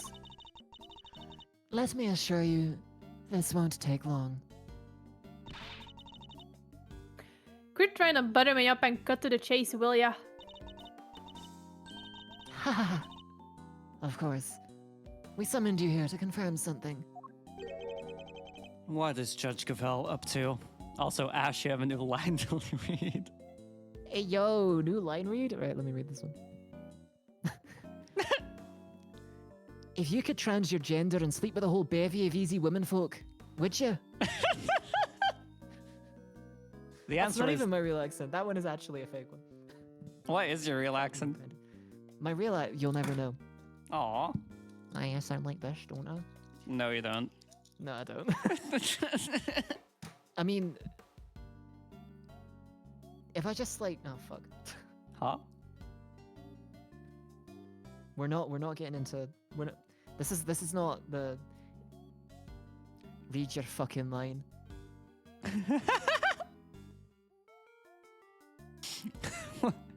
Sorry. What is Judge Cavell up to? Dr. Hertz, this court asks that you provide the unabridged truth regarding the following. Do you stand by your preliminary findings? Can you vouch for their complete and total accuracy? Grandma doesn't make mistakes, ever! That's strange. Huh? What do you mean? In the course of this trial, an error was indeed found in her report. And so I ask again for the truth, Dr. Hertz. Did you alter, tamper with, or in any way falsify your findings? That's awful! How can you even say that? What are you asking me for? Why the heck would I want to do that? To help the true culprit, of course. As if I know anything about all that. I just know I didn't do anything of the sort. Then that seems doubly strange. What other explanation could there be for the discrepancy in your report? Mr. Edgeworth, I wonder if you might have any thoughts on the matter. It's not like you to be so coy, I must say. Why does she keep taking charge and helping me? I still don't know what she's trying to do, but I'll happily take what I can get. If everything was recorded accurately and then handed off to Mr. Winner according to protocol, then the report shouldn't contain any mistakes. Wait! For the record, I didn't do anything to the report! I guess we'll see, won't we?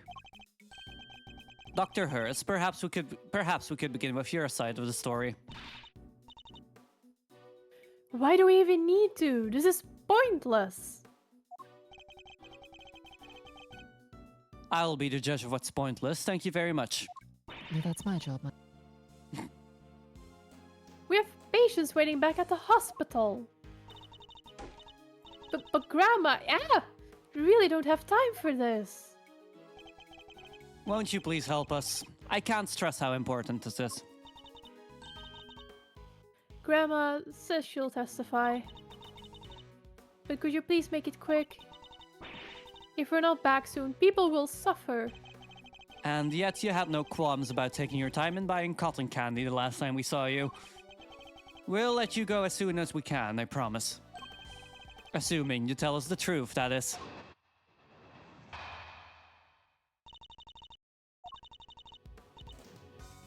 No way there's a mistake in Grandma's report. Not ever. I've been dealing with the dead longer than you've been alive, Sonny Jim. Me writing something wrong is about as likely as... And what the heck do you think I'd stand to gain by doctoring a file, Don't make a lick of sense. And that's all she has to say. Nothing funky here. See? It's just as I thought. There's no chance the good doctor doctored her findings. And you swear by the holy goddess that this testimony is true. Of course! Grandma's never told a lie in her... Your opinions are not necessary, Nurse Needler. Your grandmother is the subject of this inquiry, not you. Not necessary? That's not fair. I'm the only ally poor Grandma has. Go ahead and shout objection left and right, but you best be prepared then, Mr. Ex-Prosecutor. Oh, I'm more than prepared. I'm ready to expose the truth behind the error in the report.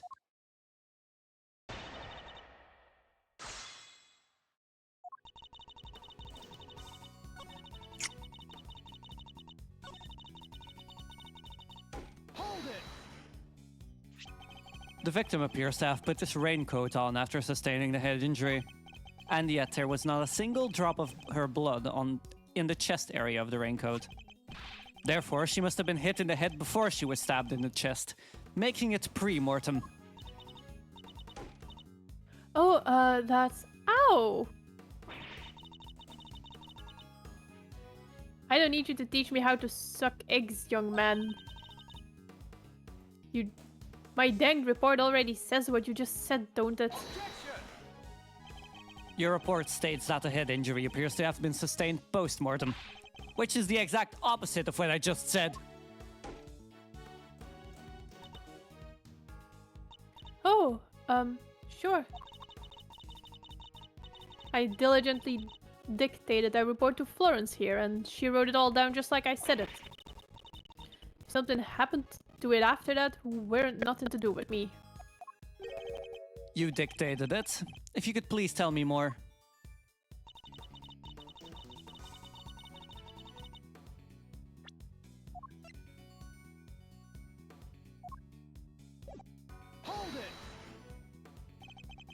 Just so we're on the same page, what were your conclusions regarding the body? Well, like I said, ow! Sorry, it was, death from a good heart knocked to the noggin. And can you say for certain when that knock happened, Dr. Hertz? Pre-mortem, of course. Just wouldn't happen after the poor girl died. I told Florence that and she wrote it right down. So that's what it says in my dang report. That may be what you told her, but I think we're finally getting to the truth.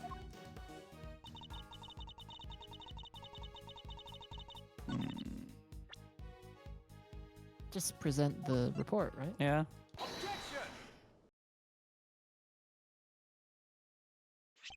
Dr. Hertz, I'd like you to take a look at the report for yourself. Oh, I'll read it too. Ow!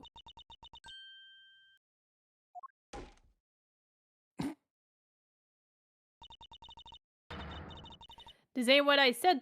This ain't what I said at all. What? What do you mean exactly?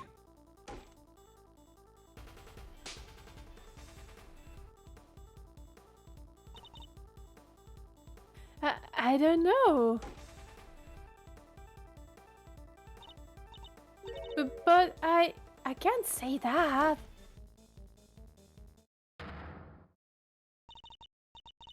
Miss Needler, if you are attempting to bury Dr. Hertz's truth, I will gladly hear her confession myself on behalf of the Goddess of Justice. Dr. Hertz seems to be telling Judge Gavel something in private. What? I see. Very well. Allow me to relay to everyone what you have just told me. Ain't no doubt about what I said. I dictated my findings to Florence just like I told you I did. The fuddle-headed young thing must have wrote it down wrong or something. Whoa, that was a great impression. No, was it? Shit. Yes, but was it really necessary? So in summary, there is an error in the report. And it was all because of you, Nurse Needler. The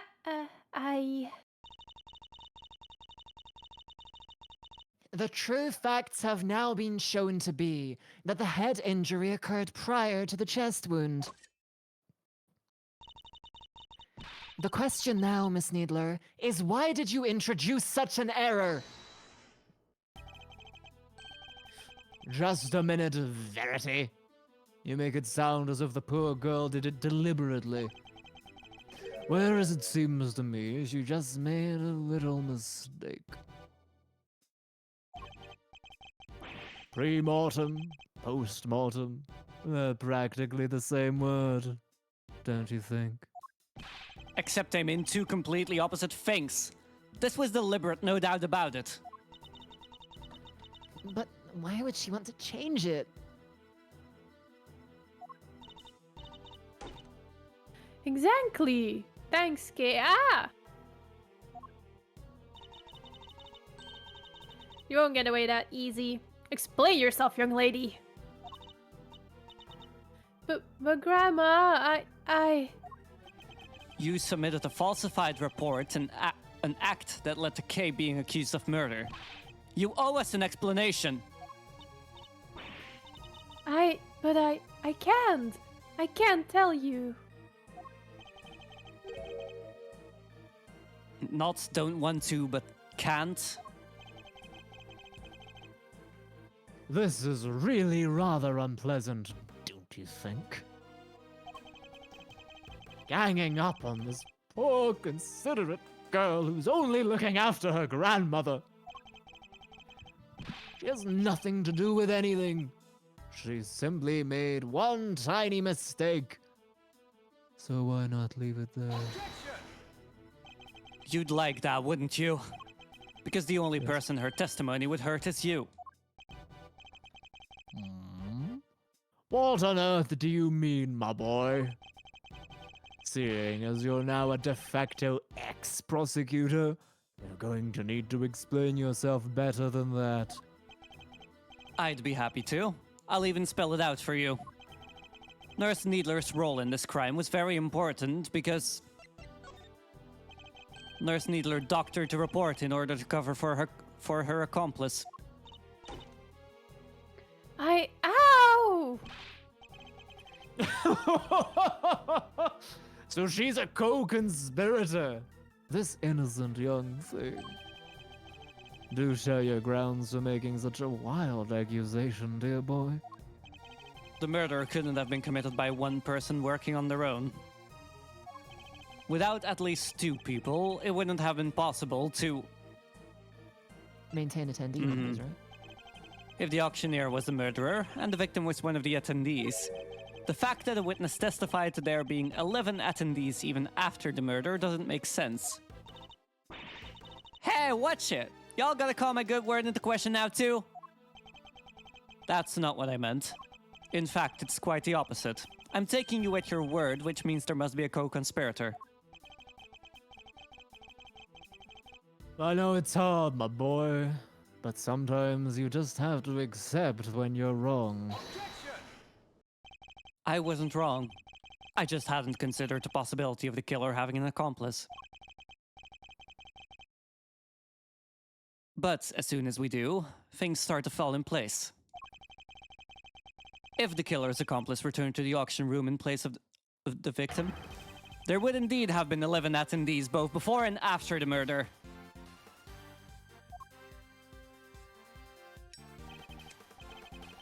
Well, so that's your thinking, is it?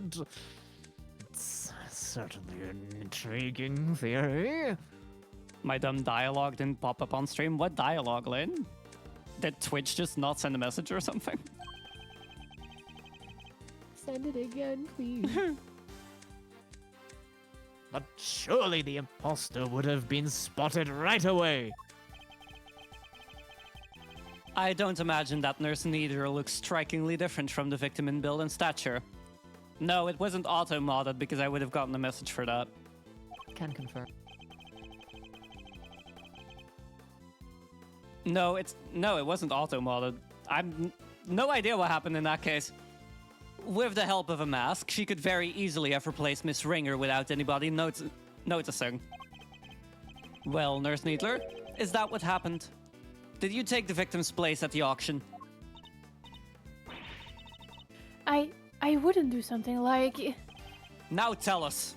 The ringleader, who were they? I can't tell you, I just can't. It had hurt Grandma too. Ow! But Grandma... Don't you worry about me. I can take it. You just tell me everything, child. But... Grandma!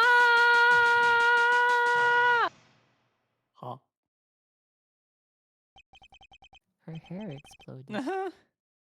It didn't show up again? Okay, Twitch is just on some bullshit, I guess, then. So I was right.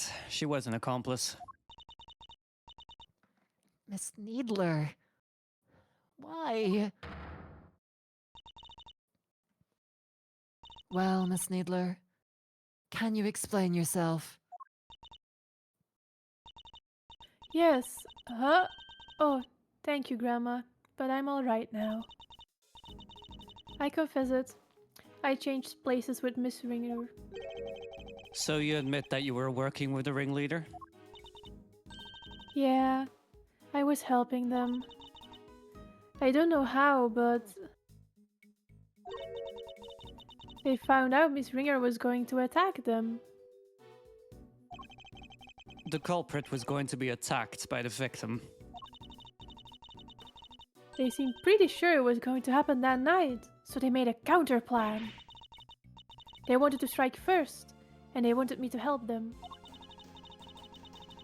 I was told to go to the storeroom before the auction began and wait there. Now hold on right there, Missy. I didn't see nothing, and my eyes don't lie. If you'd have been there from before the auction, I would have bumped right into you. I was there the whole way through, and you weren't there for a bit of it. But I'm not lying! Well, that's easy for you to say. But you were lying about altering that report only a few minutes ago. I think we're all well aware of the number of potential hiding places in that storeroom. Are we? Where exactly are you trying to say our friend the nurse was hiding, Nurse Needler hid here while she was waiting in the storeroom. The box, I'm guessing. Should I read out this dialogue? Wait, the one in the server? Yeah, Yeah, it's sure. really long. It is long, but... Let me give it a cursory read here.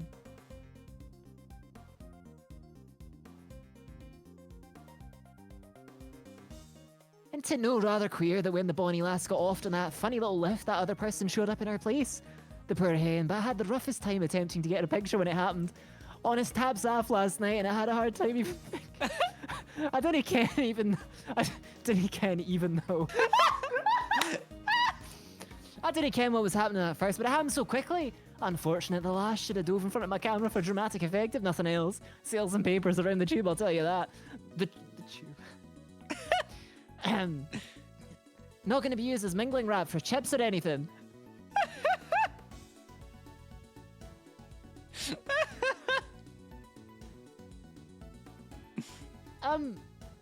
So, grading you on your Scots knowledge, 4 out of 10.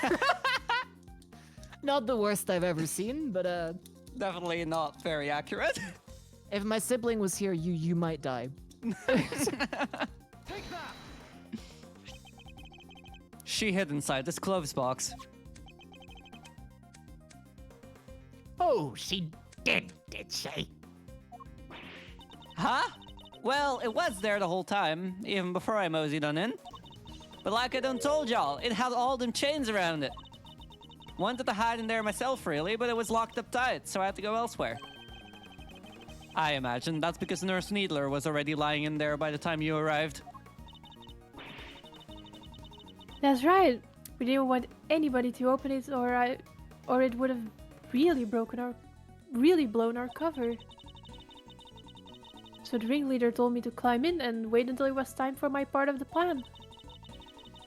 And then they wrapped the whole box up in chains. I think they took the elevator downstairs not so long after. It was just before the auction was due to start.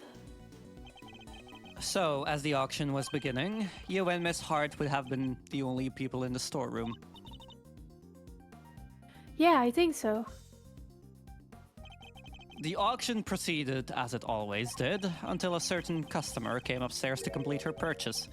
That was when the incident occurred. Miss Hart overheard the victim and the culprit exchanging words around them. You betcha! I was behind the statue there, shaking like a dying leaf the whole time. In the middle of their quarrel, Miss Ringer was killed by the auctioneer. I imagine that the auctioneer then carried Miss Ringer's body over to the clothes box, from which Nurse Needler emerged and swapped places with the victim. After placing Miss Ringer's body inside the box, Nurse Needler's role now was to pretend to be Miss Ringer. The two of them then returned to the room below as if nothing had happened. Does that about sum up what happened in the storeroom, Miss Nurse Needler? Yes, in fact, that's exactly what happened. Hold up, so you just waltzed right back on in and nobody noticed?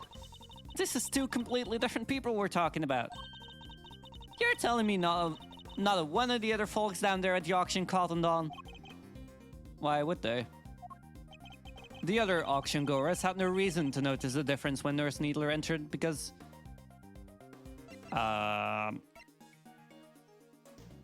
she was imitating the victim, I would guess. Or the clothes? Oh.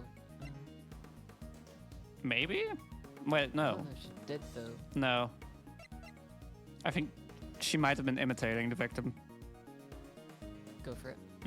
At least I'm cute, teehee. That's fair. Yeah. No, she did her best impression of Miss Ringer and her mannerisms. With her face covered, who would have noticed the difference? You're yanking my chain, right? Anybody who took one look at what else she was wearing, that's who. That was not the right answer, I guess. Wait, the clothes then? They were all wearing masks. What else would Nurse Needler have needed in order to disguise herself as Miss Ringer? We'll have our answer once we figure that out. Alright, you about ready to give us a sensible answer now? Come on, hit us. How come nobody got wise to the switcheroo? The other auction goers had no reason to notice the difference when Nurse Needler entered because she had stolen the victim's clothes. As we've seen, Miss Ringer and Nurse Needler are about the same build. What's more, the auction rules required attendees to wear their masks at all times. If Nurse Needler were wearing the same clothes as Miss Ringer, nobody would have been any the wiser. No, and they weren't. I borrowed Miss Ringer's clothes and... Ow! and left a poor child in her smalls? Have you no respect, girl? No, Grandma, I thought the same thing. It wouldn't be nice to leave her like that. So when the ringleader wasn't looking, I put that raincoat on her. So that's how Miss Ringer came to be wearing it. Thus, the auction was able to carry on as before. Guess the part where I caught the red raincoat on film came just after. Yeah, must be. Then it all makes sense. Right after that was when I went on over and looked downstairs through the gap in the elevator. Spied me 11 happy little auction goers. Then back I snuck to my little hidey hole. Don't tell me you were hiding back there the entire time after that. Well, that is not exactly. What is it? Did something change? Did something happen? So maybe I ought to have mentioned this before, but I fell asleep for a few winks after that. Well, passed out, unconscious, you might say. What happened? Oh, nothing much. Kinda silly, really, but there was this sudden loud noise, and it startled me just a little bit, you know? Alright, maybe more than a little. But I just witnessed a murder. Can't blame a girl for getting jumpy. Guess I got my heart shook and my head faint. Before I knew it, I was out like a light.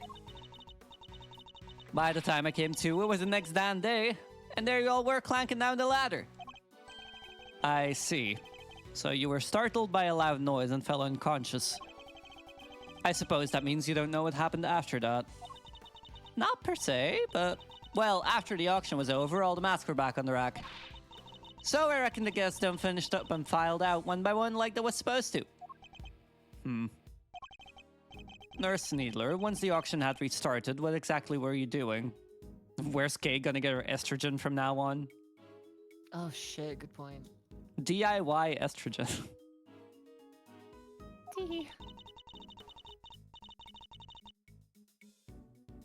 I was pretending to be Miss Ringer and placing bids, just as Ringleader wanted.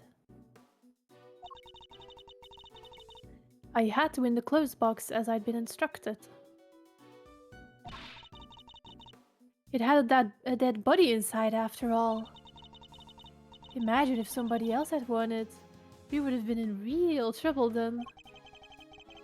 So you had no idea that the victim had vacated the box in the meantime?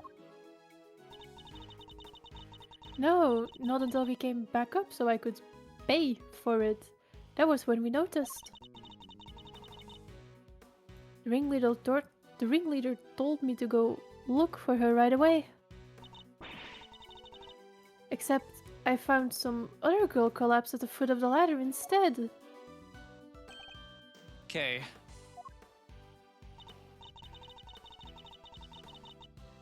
Yes, she must have fallen from up on the roof and been knocked unconscious. Guess the victim must have left that hatch wide open, huh? That would explain it. Kay would have been so shocked by seeing Miss Ringer fall motionless right in front of her that she wouldn't have seen the open hatch and fallen right through it. That explains the noise that caused you to faint as well, Miss Hart. It was the sound of Kay crash landing onto the storeroom floor. Yeah, I suppose. Can't believe something like that don't knock me out for so long, though. So, in summary, by the time Miss Needler found Kay, you were already sound asleep behind the statue. I think we've got a good grasp on what occurred up to this point now. Nurse Needler, if you would continue. There's a new Excelsius line in chat, by the way. Oh, let's go. Alright, hang on. Hey, Glebus, can you help me out with this one? The longer this trial goes on for, the more disappointed and the more I hate my son. He should be in the backyard with... not my wife. Yeah. And so Excelsius continues murdering his entire family.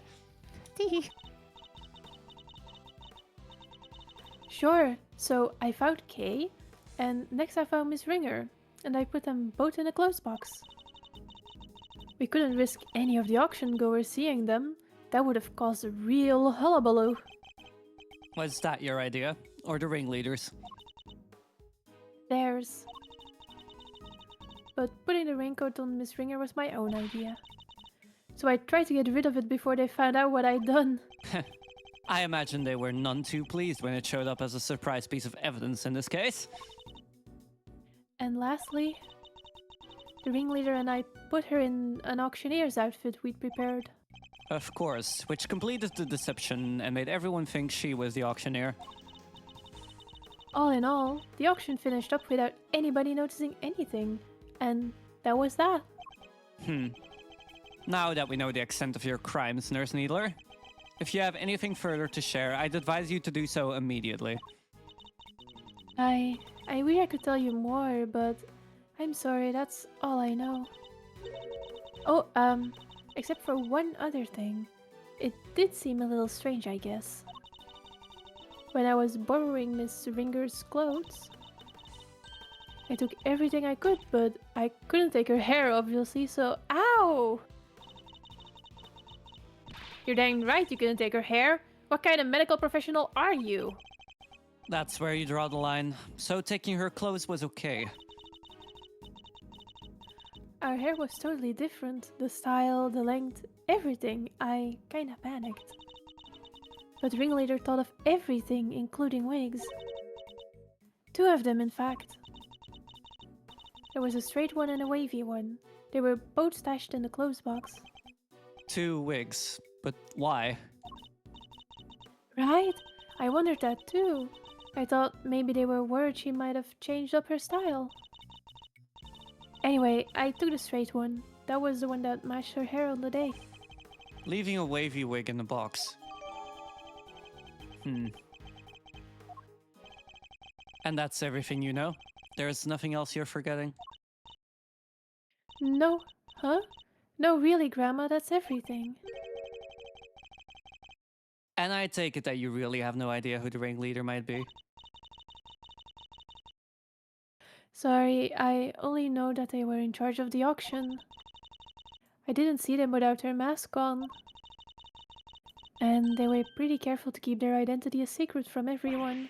If I can't get something concrete on them... Oh! Well, Miles, are we about done? You've proven the nurse was part of the murder plot. But sadly for you, it doesn't change a whole lot. Because it does nothing to prove that Kay Faraday isn't the ringleader. And justice must prevail. We can't change the law. Even for your sake. I'll burn some evidence to punctuate it. Is this it? Am I not going to be able to save Kay? I wish I got to do the Dr. Mrs. Demonic voice for this, but that would have been fucking hilarious. Objection! Huh? Is that... Franziska, what are you doing here? As I told you before, Miles Edgeworth, where the case leads, I follow. Your dedication is an inspiration to us all.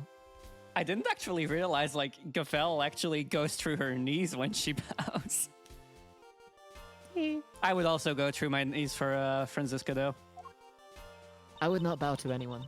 Nah, that's a lie. But don't go getting the wrong idea, little brother. I'm only here to deliver the truth regarding the suspect. I'm certainly not here to forgive you for abandoning the way of the prosecutor. I understand that. You should thank your former subordinate for what I'm about to share. In his desperation to help Kay Faraday, he gave me a valuable piece of information. Detective Gumshoe did that. Prepare yourself, Miles Edgeworth, for the final piece of the puzzle. Rosie Ringer's head wound was the first of the injuries she suffered, not the second. Oh, baby girl, no. She might actually have a mental breakdown here.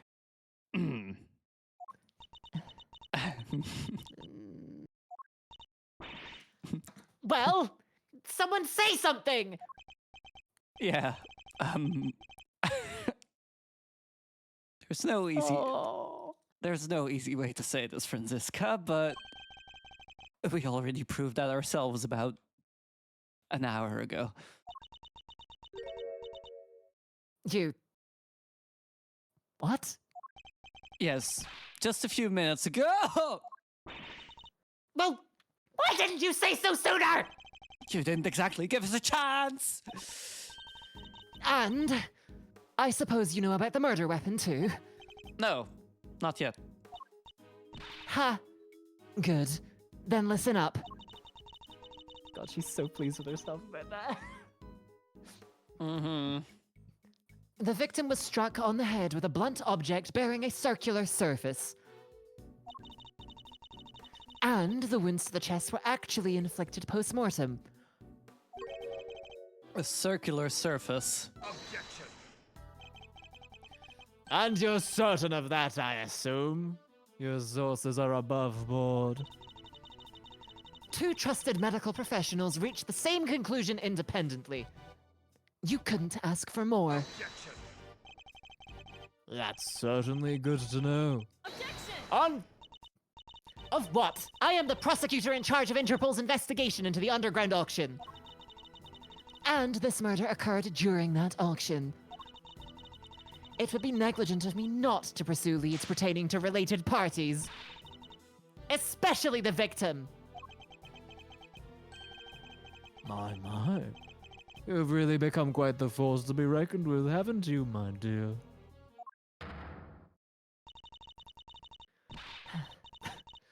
Then all parties are in agreement. The victim died from a blow to the head.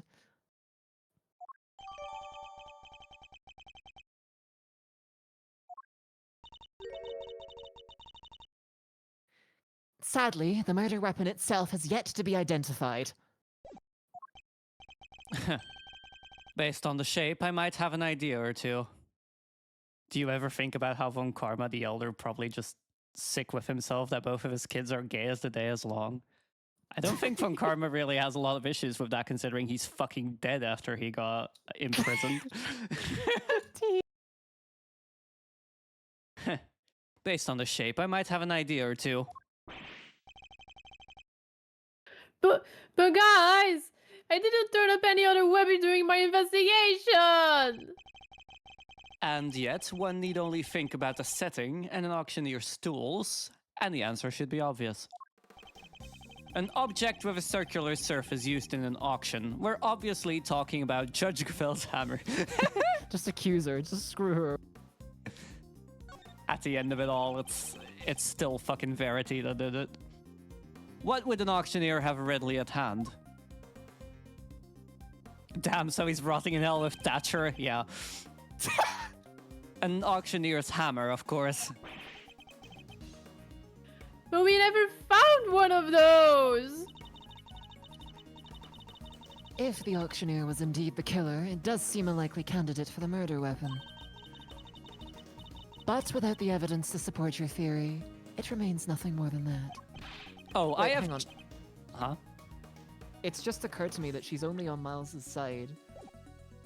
Now that Miles is trying to get Excelsior's have the crime pinned on him. Yeah. But Verity does also have a circular hammer. True. But she still has that one, and I don't think there's any blood on that one. Well, we don't know yet, do we? Emma, come here, luminol test. Oh, I have just the evidence you need right here. This piece of evidence strongly suggests that the auctioneer's hammer was the murder weapon. Huh? Huh? Huh? Huh? It's politically expedient if she gets rid of Excelsior, to be fair. Yeah, fair enough. It's probably for the better.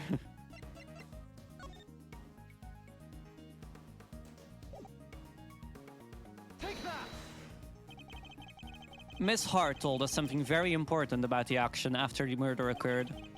She said that the very prominent sound of the auctioneer's hammer could no longer be heard. Now, why would that be? I'll tell you why. Because it had just been used in a murder and was covered in the victim's blood. It would need to be disposed of. Isn't that right, Chairman Winner? I'll have our people look into this right away.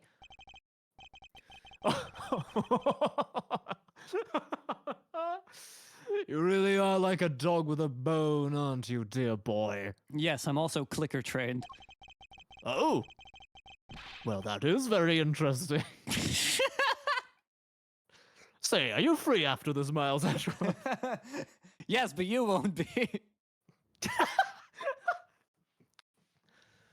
But if you can't dedicate yourself to a cause when you're young, when can you? Hmm? Ow. He seems very confident we'll never find it. Very well. A search for the murder weapon will be conducted. In the meantime, this court is in recess. And so it is in recess. I love how Verity actually like takes up the role of a judge and just decides when shit ends. Judges can do that. I mean, she is literally a judge, isn't she? Yeah, but we're not in a court. She's not just LARPing, is she? No, she is an actual judge, but we're not on trial, so it's like, you actually don't have that much to say over us, woman. Wait, so she actually is LARPing? Eh? Oh, that's so cringe.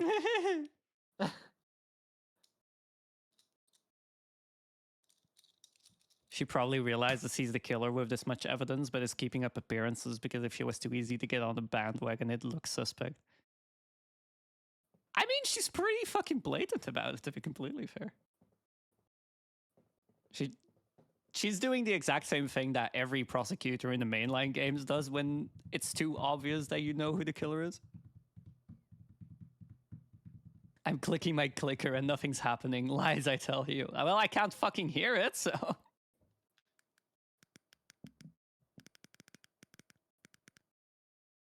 That's not a clicker, though.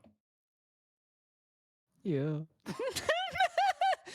Did the mic pick that up or not? No, but I can hear it through my wall. Ah!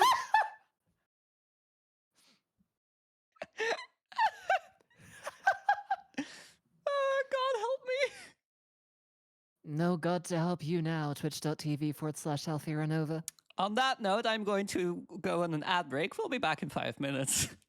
Could we have 10 minutes? I need 10 minutes, apparently. Thanks. All right, we'll be back in 10 minutes. Bye-bye.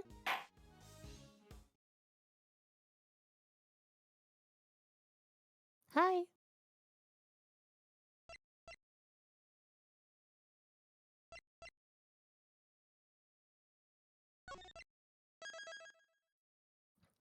What should be 67 back-to-back testimonies, 300 hours of gameplay. Oh, I swear to God. Okay, sorry. So what we were talking about is that it would be really fucking stupid if this was a Kirkus Alba situation again.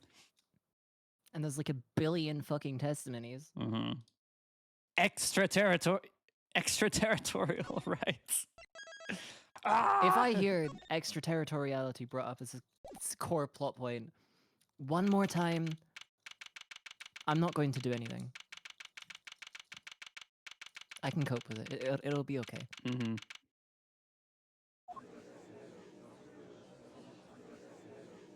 Hi, Francisco. Oh. Silence in the courtroom, please.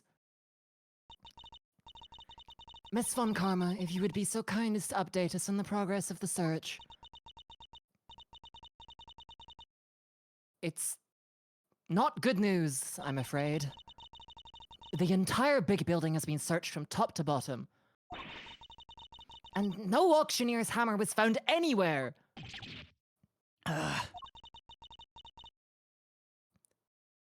is bad news indeed. Then, we have no choice but to move ahead with the verdict. Oh, such a terrible shame. But I suppose Only a fool would have left the murder weapon behind. It's certainly not what I'd expect from a first-rate criminal mind. No, there's just not enough to work with here. I can't carry us any further on my own. Yes, it really is a tragedy, but such is life, I suppose. I was just thinking back over the defendants I've made plea deals with over the years. People who poured their hearts out to me, who trusted me with every detail of their crimes. And then, when it came to the sentencing, I recommended life in prison every time. For every single one. Oh, oh, oh, if only you could see them. The stupid, dumbfounded looks on their faces! The verdict will now be passed. All present will accept the goddess's word as law. There's nothing more I can do. Kay and I are both... If only we had some proof! I never imagined I would be passing judgment on you under such circumstances. The end of the road, huh? By the power vested in me, Excelsius winner, this court hereby indicts you for your crimes! What? Oh. What on earth's gotten into you there, Z? I submit for the court's consideration the case file of a certain incident. Namely, the IS-7 incident, a murder that took place 18 years ago. I love that Verity is on our side of the screen now. I love that her hair has swapped sides. But what does that file have to do with... Wait. You mean... Your late night visit to this chamber, that was to...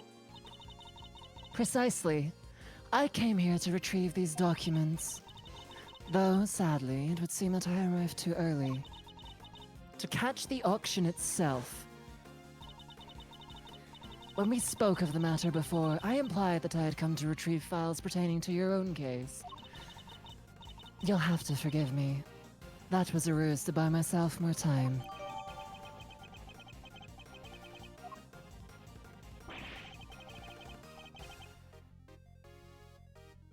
What the heck are you doing, Avel? You can't just accuse my dad! Without proper grounds, it's defamation! An excellent observation, Eustace. It is? And of course, I have the grounds to make such an accusation. 18 years ago, Mr. Manfred von Karma had some details about the victim's body fabricated. Oh shit, has she been playing the long game? Details he was forced to fabricate when the sculptor Artie Frost's body went missing. My papa? Fabricating information? What is the meaning of this? Franziska, why do you think your father died in jail? Oh, right, yeah. Ian Seidman, the detective originally assigned to the case, did in fact report that the body had gone missing. However, it seems that a certain someone wasn't very pleased with Mr. von Karma. And deliberately withheld that information in order to bring him down a few pegs. What? This individual refuses to allow anyone to go against their wishes or to challenge their power. And they're known to go to extreme lengths in order to bring those who defy them to heel. 18 years ago, they were no different. In fact, they even ordered Dr. Hertz to create a fake autopsy report for the IS-7 incident. What? She was responsible for the fake report? Wait, you have to understand. Grandma, she's not a bad person. She had to do what he said. She didn't have any choice. He? The person in question was the chief prosecutor at the time. The chief prosecutor 18 years ago? No. The man who gave Papa the first penalty of his career. Excelsius winner! It was you!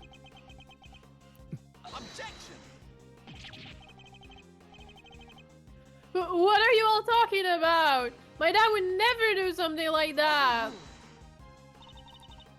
I'm sorry, Eustace, but your opinion on the matter is not needed here. Well, Chairman Winner, do you have anything to say for yourself? All that nonsense with the body. That was Manfred's doing. Such a willful boy. And the fake autopsy report. Yelda, how could you? I can't believe you naughty kids would do such dishonest things behind my back. We could just ask her why she did it. She is standing right over there, after all. Wait, Grandma can't. She's... Ow! Grandma, I'm sorry. I knew. That's why I... Right, exactly. If I didn't, everybody would have found out about what you did. They said he was going to charge you if I didn't help them with their plan. They said he would... I just had to do what the auctioneer said. So you were coerced into it, were you, Nurse Needler? I don't know who is hotter, Gavel or Franziska, because Franzi is also so hot. Why not both?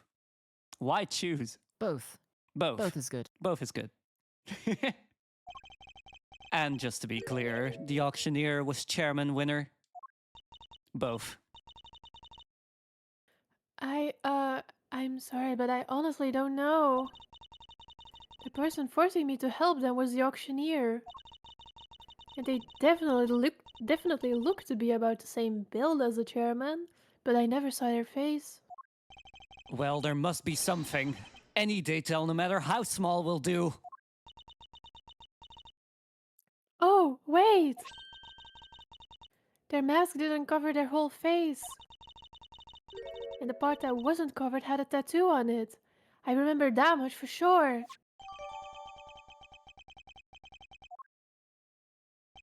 A tattoo. Both can attack me. Why am I not surprised you would say that, Delta? Objection. This all sounds very dramatic, but I really don't know what you're talking about. There's no tattoo anywhere on my face. I think I'd know if there was one, wouldn't you? Which means I can't be the ringleader, no matter how much you might want me to be. I only hope you can figure out who this shameless manipulator might be. Oh.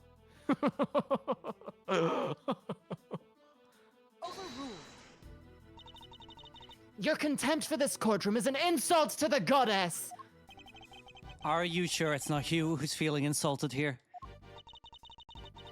I am not the only one who has been trying to bring you to justice. Miss Ringer had been trying too.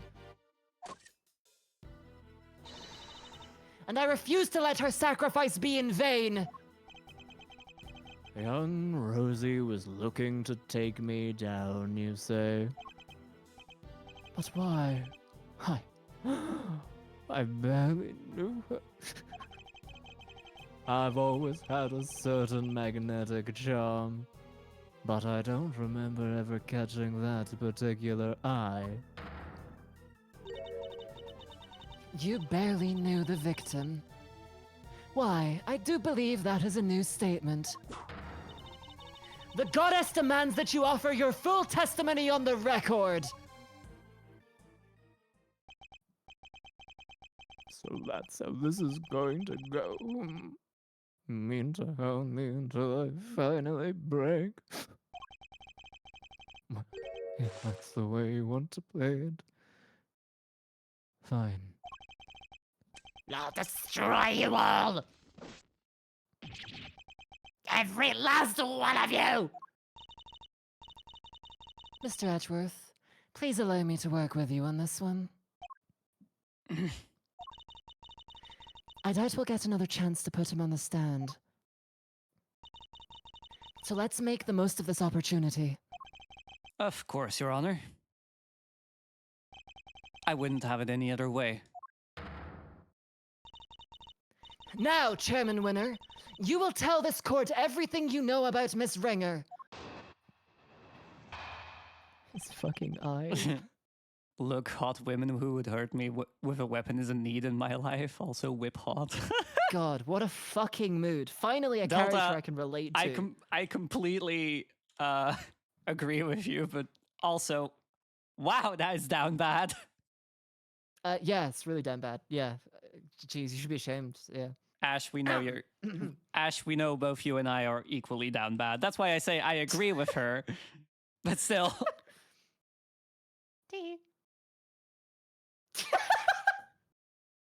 Please go give Delta some love, by the way, chat. Delta is a really good friend of mine. She's really cool. She deserves it.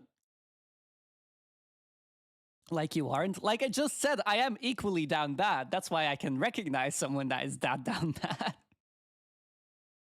Also, yeah, I need women to hurt me with weapons. Please. Anyways, testimony. Counterpoint of your amazing friend. Thank you. Mwah. Aw. Very wholesome. Hey, Glebus, you need to come back. You're not done yet. Oh, shit, okay. Young Rosie was a member of the committee, of course. But we never really had any personal interactions. At least, none that I remember. I had no motive to murder that poor girl whatsoever. And I have absolutely no idea why she was after me! So you don't mean to accept your part in any of this? Of course he doesn't. He isn't guilty. How could he be? He's my dad, the winner of winners. That's very kind of you, Eustace. But you'll need more than mere words if you plan to cover for me. Right, you got it. I won't let them pin this on you. I believe in you, Dad. You'll beat Edgeworth. I know you will. Yes, yes. You really are such a sweet, simple child. He really loves his dad, huh? Fortunately. But that's no excuse for him to ignore his father's crimes. Do you think Excelsius Okay, called okay, him useless to his face? Probably. He's done so multiple times already, basically. No matter how much he respects him. Regardless of their station in life, all criminals will be made to atone for their sins in time. This won't be easy on Mr. Winner. But it has to be done. We can't let his father get away with this. That frame.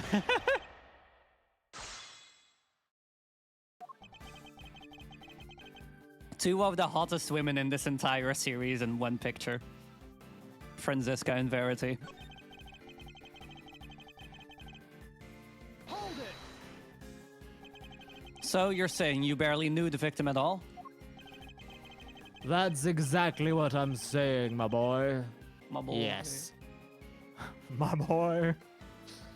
Why, I never even knew about that burn mark on her hand. You didn't? I mean, what's the point? You get to know someone, but before you know it, they're gone. It's become such a pain to remember things about others. They're here one day and gone the next. Yes, because they dare to stand up to you when you make them disappear. No, If you could please add your remark about the victim's burn to your testimony, Chairman Winner.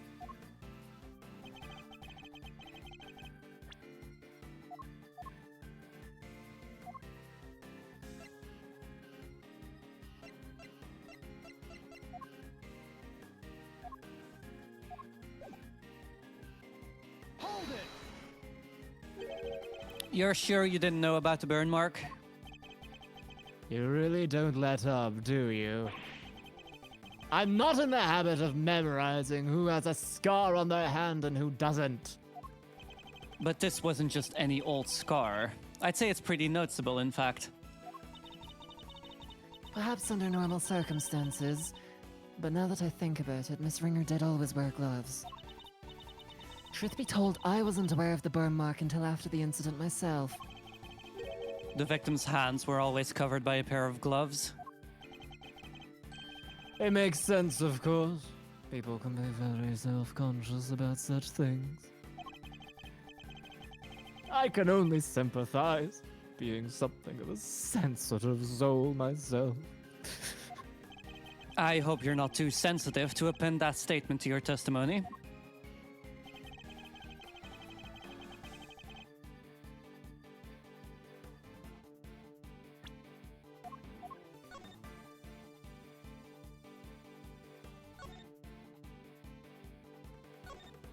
She wasn't wearing gloves here, though. Yeah, but that requires us to... That's only a contradiction if we already accept that he's the murderer, and he doesn't accept that he's the murderer. Maybe? Like, he's disagreeing that he was even there to begin with, right? So...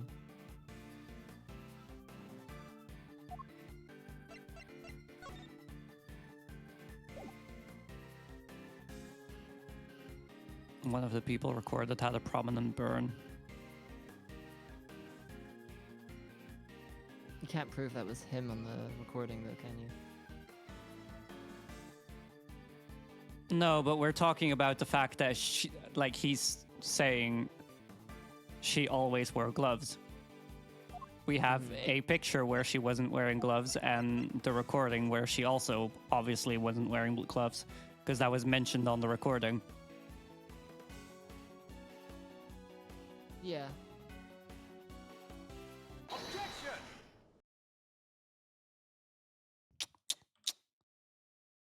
So Miss Ringer always wore gloves. If she did, that raises a rather important question and highlights quite a contradiction. A contradiction, you say? Really? If we listen again to the conversation that was captured by the stuffed cow, you'll soon see what I mean.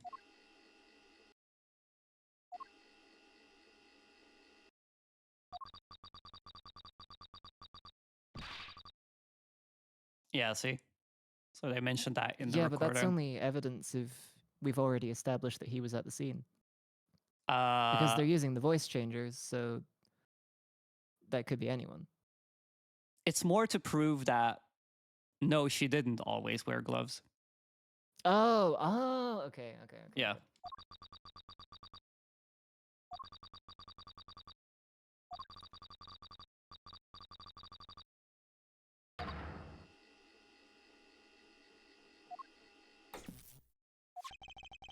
We can be reasonably certain that what we just heard is the moment the victim was attacked.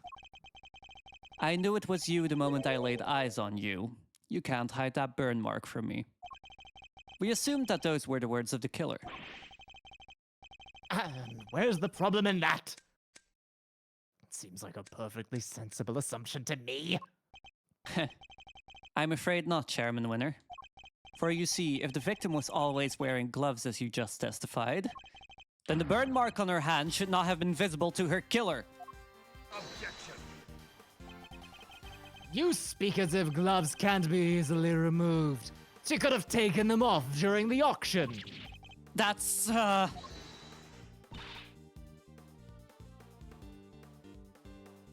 But she hadn't.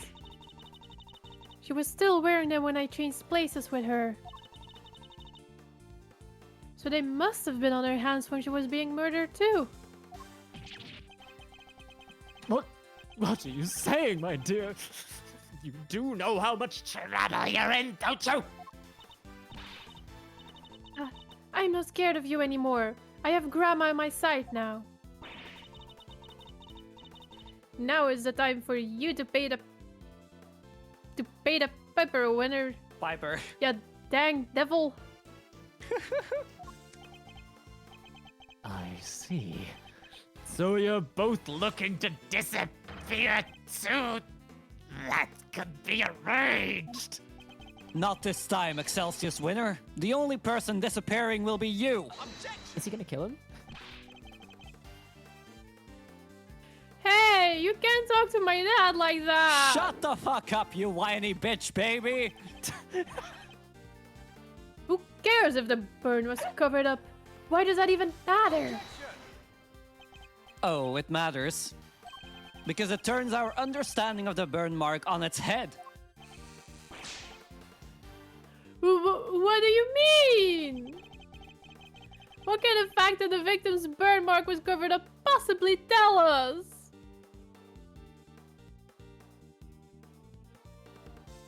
The murderer had a burn mark too. Oh. Think about it like this, Mr. Winner. The victim was wearing gloves, therefore the burn mark on her hand would not have been visible. In which case, whose burn mark was it that was being referenced in the recording? Somebody who wasn't a victim? Precisely. Which can only mean that the culprit had a prominent burn mark too. Or to put it another way, I knew it was you the moment I laid eyes on you. You can't hide that burn from me. Those words were spoken not by the murderer, but by the victim. No way!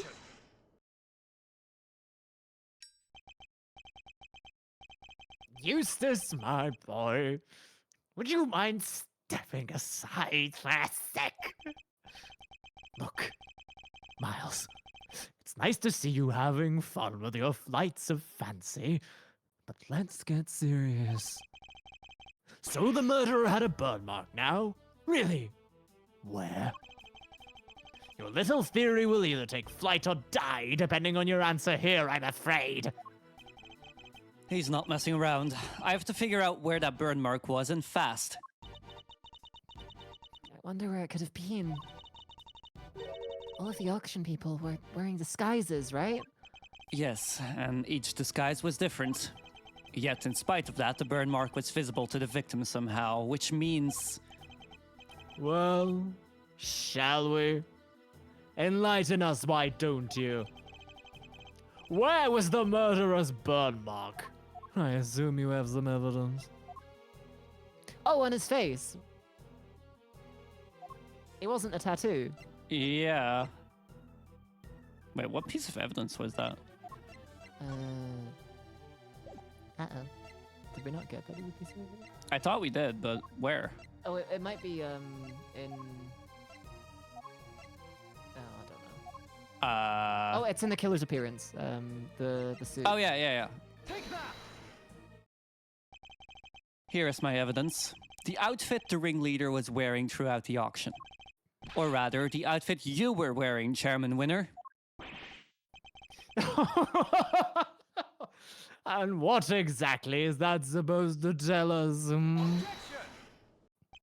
A suit, white gloves, and a mask. This disguise should have covered almost all of your skin. But according to Nurse Needler's testimony, the auctioneer's mask didn't quite cover your entire face. And not only that, she claims to have seen a tattoo on the part that was exposed. But was it a tattoo, or did she simply mistake a burn mark for one? A burn mark? On the face? Sorry to interrupt while you're so clearly enjoying yourself, dear boy. But I regret to inform you that none of the committee members has such a burn. Myself included, of course. But Dad, I mean... Eustace, do you think you can be quiet, please? You can be foolish on your own time later. Well, you may be an annoyance most of the time, Mr. Winner. But on this particular occasion, I'm grateful for your presence. A reaction like that from you, his son, is as good an indicator of the truth as I could have hoped for. And it gives me a much-needed confidence boost concerning another theory of mine. Namely, who that one unexplained item belongs to. What's the matter with Mr. Winner? I think he might be in shock. After all, he's usually the last to figure things out. But in this case, he seems to have gotten there all too quickly. He knows that his father is indeed the real murderer. He's sad because he knows the truth. So, it's better not to know the truth at all. No, Kay, it's what we came here for. It doesn't matter how we get there, the important thing is finding the truth. You yourself told me that once, right when I needed to hear it the most. And now it's time for me to repay the favor and show you the truth of your innocence. I want to know too. The truth of what really happened. So please, Mr. Edgeworth, won't you show me? I very much intend to. You don't know when to give up, do you? Where is this burn then? Perhaps you could point it out to me. But you can't, can you? Because it's nowhere to be found. Just like the evidence that I'm the killer. Yeah. Hunt for contradictions all you like. You won't find any. Because he's my dad! A winner through and through! I understand, Mr. Winner. I completely understand why you don't want to believe it's true. But if you ignore the truth now, you'll regret it for as long as you live. Dad! What do I do?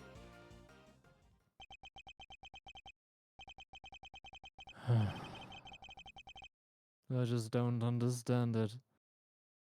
How could I have raised such an utter buffoon? If you really wish to help your father, Eustace, You can try thinking on your own for once in your life, you useless nitwit! But I try all the time, Dad! All I do is try! I went to the school you wanted me to go to. I aced every test. Look at my jackets. They only give these to the valedictorians. I did everything you told me to. I worked like crazy and graduated top of my class. I tried to be just like you and win as many trophies as I could.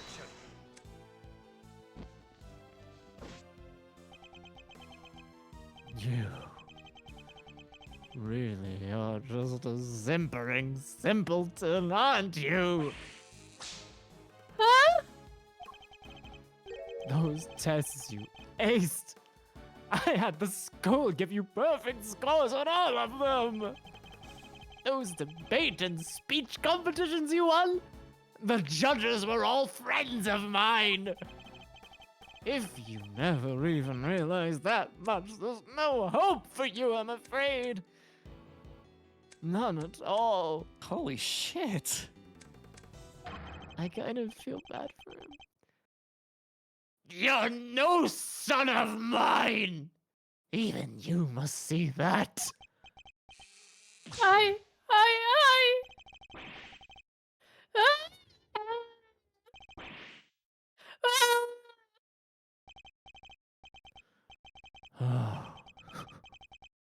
Gone.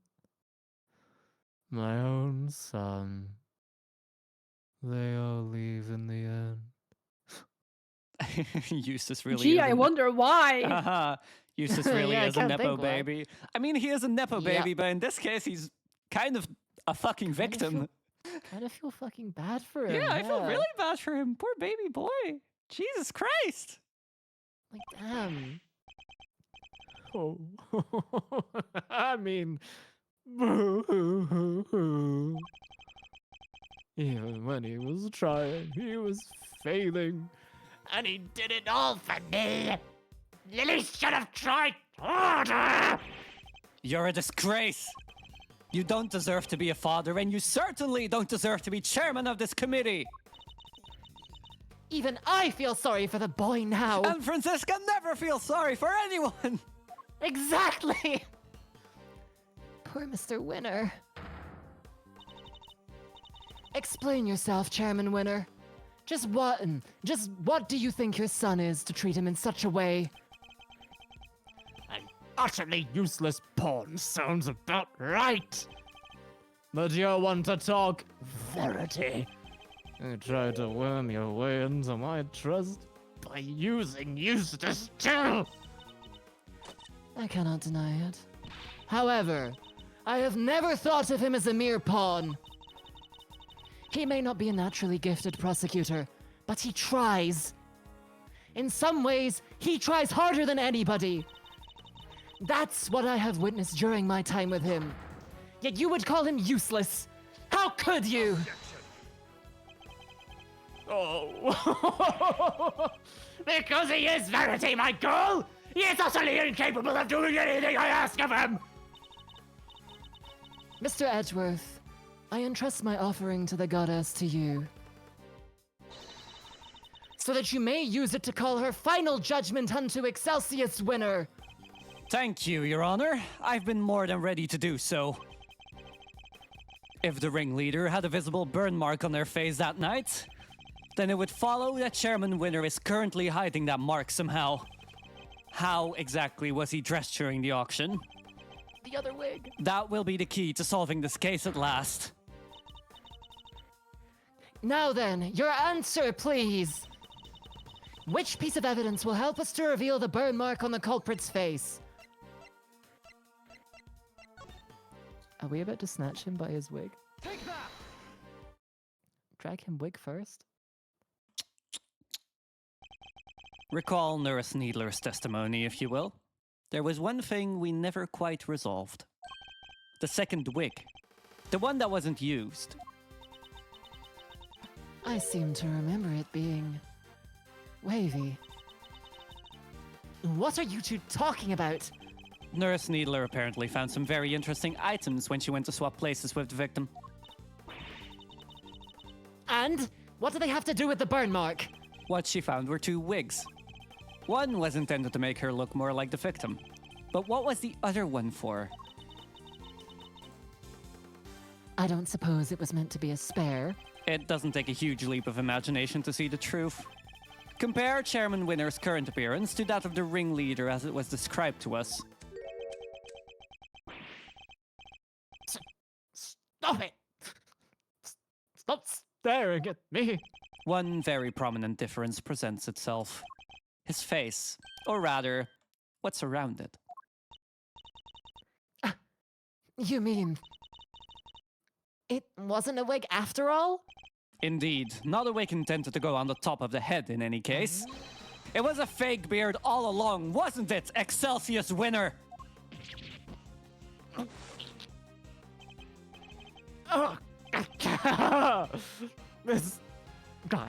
This is all my own, dear boy. How very unkind of you to suggest otherwise.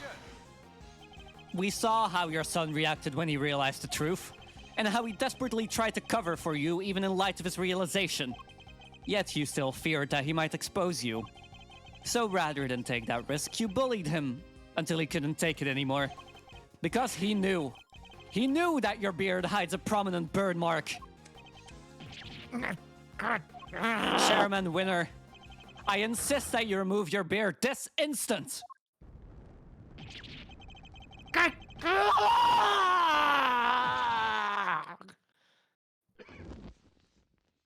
the fuck? Huh? There it is. The burn mark. Mr. Edgeworth, for bringing evil to justice before the eyes of the goddess, you have my thanks. No, thank you. I couldn't have done it without you. Excelsius Winner, in the name of the goddess, I hereby pronounce my verdict. In the matter of the murder of Miss Rosie Ringer, this court finds you guilty. That went crazy. Mm-hmm. I think this and Turnabout Legacy are two of my favorite cases in the entire series. Fuck yeah. Can you actually give me a second to recalibrate case Sure. voices in a slightly different spot?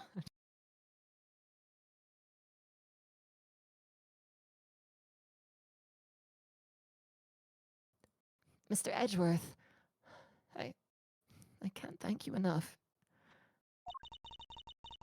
You never gave up on me, even when I gave up on myself. That was very kind of you. There's no need to thank me. As a prosecutor. No, as a friend. It was the least I could do. Mr. Edgeworth, rejoice. I've learned that Chairman Winner has been safely delivered to the detention center. The search for the missing auction hammer continues, however. We are talking about Chairman Winner here, so it's highly likely that it has already been destroyed. In addition, there is one other matter I must inform you of. The chairman made a rather strange statement. According to him, the letters were not part of his plan. What? How could that be? He claims that he and Miss Needler found this letter on Miss Ringer's person, and that they then found a second letter on Kay's unconscious body. From their contents, the letters seemed to be ones of correspondence. So he leapt to the conclusion that they must have been working with each other. That's quite a conclusion to jump to. As he read the letters, that's when he came up with the idea to frame Miss Faraday for Miss Ringer's murder.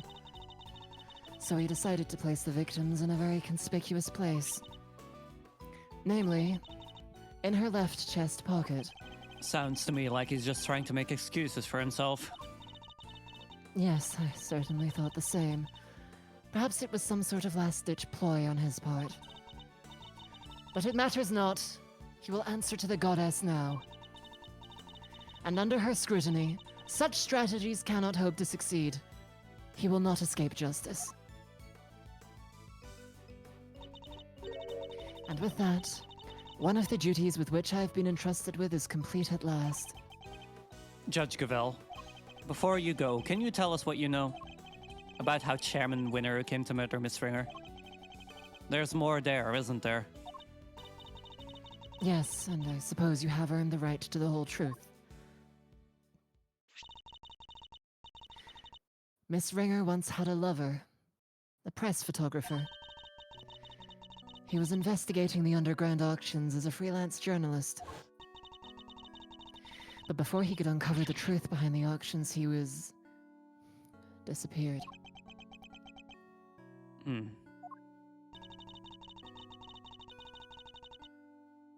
All Miss Ringer was left with were the memories and the personal effects of her lover.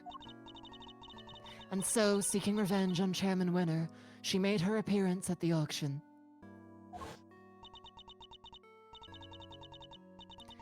Unfortunately for her, her opponent struck first.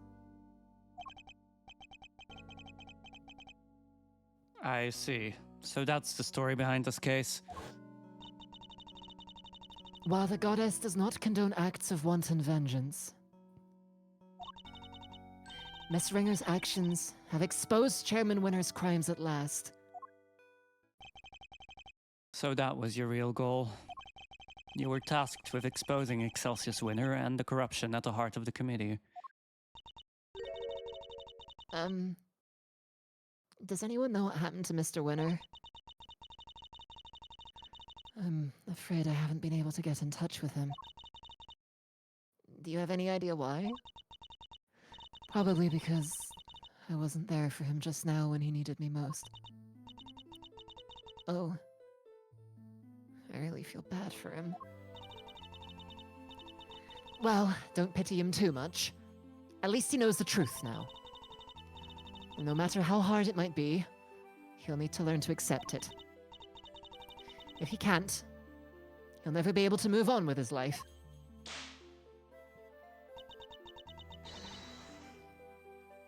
Trust me. A father's influence isn't easily erased. But in time, he can hopefully try and change his ways. You're right. You've got to be. Can I change too, I wonder? Can I move on with my life?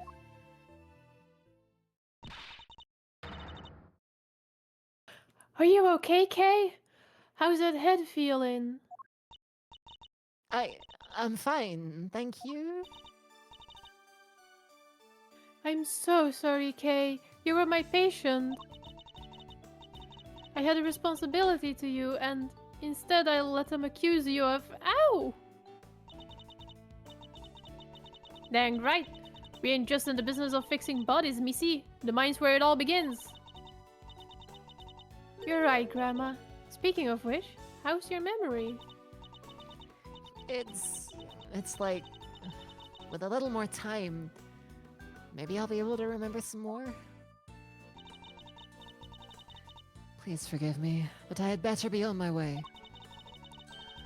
I am to preside over the trial of Fifi Lagarde in a bit. The Bronco Knight case, huh? Who's the defense attorney? It was supposed to be Miss Ringer, but as she is no longer with us, we are still in the process of finding her replacement. Miss Ringer was scheduled to represent Warden Lagarde. And of course, until we find Eustace, there is nobody to act for the prosecution, either. In any case, I must take my leave. Wait, please. What about Mr. Edgeworth's badge? What's gonna happen to it now?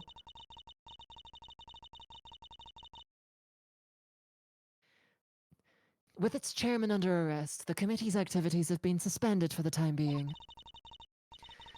So to answer your question, it's complicated. It's all up to the goddess now. But... Don't worry about it, Kay. It's a consequence of my own making. And I assume you do not mean to change your mind. Of course not. I chose the path of the truth, and I chose it willingly. With Chairman Winner out of the picture, justice is in the hands of the righteous once more. If you did wish to follow the path of the prosecutor again, Mr. Edgeworth, I would be more than happy to facilitate such a decision. It's very kind of you to offer, but I can't accept your help at this time. I can't ask for my badge back when I'm not even sure if I want it anymore. I see. It seems we are destined to continue on different paths, then. Well, I'll trust you'll keep my batch safe until they converge again. With all I have.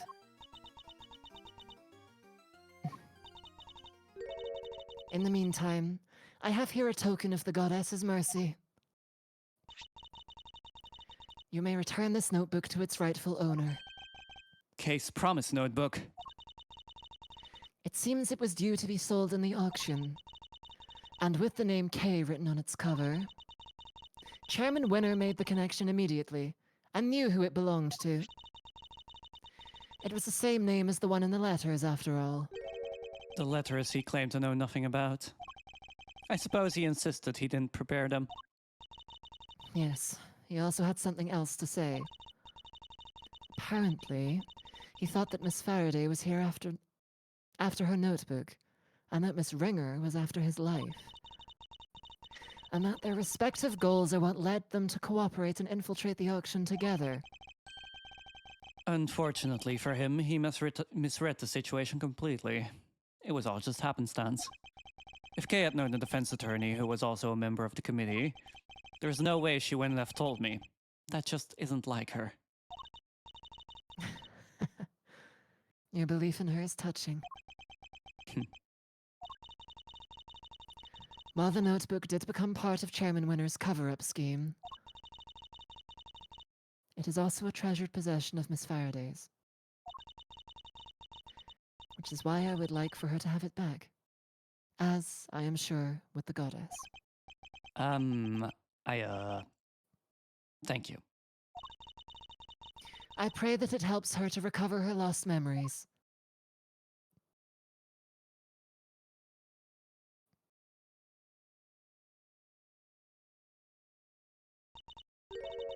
Is everything all right?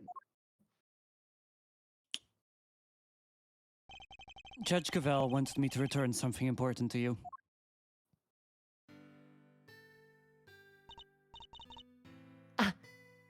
Isn't that...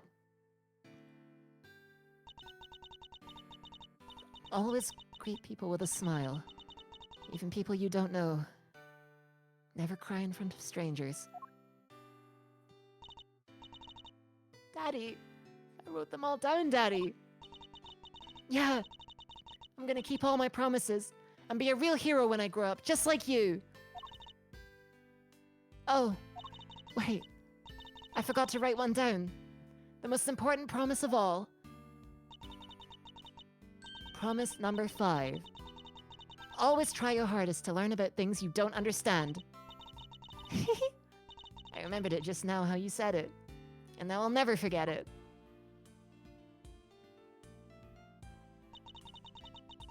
Always try your hardest to learn about things you don't understand. That's right! I have to try!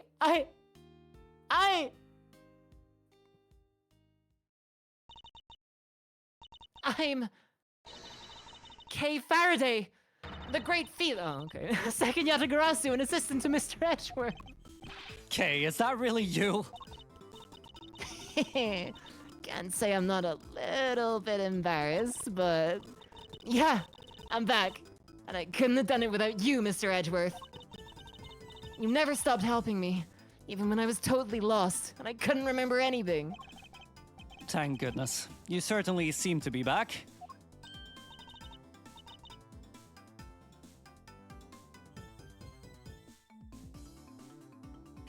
Okay, so this is the real you, huh? Welcome back.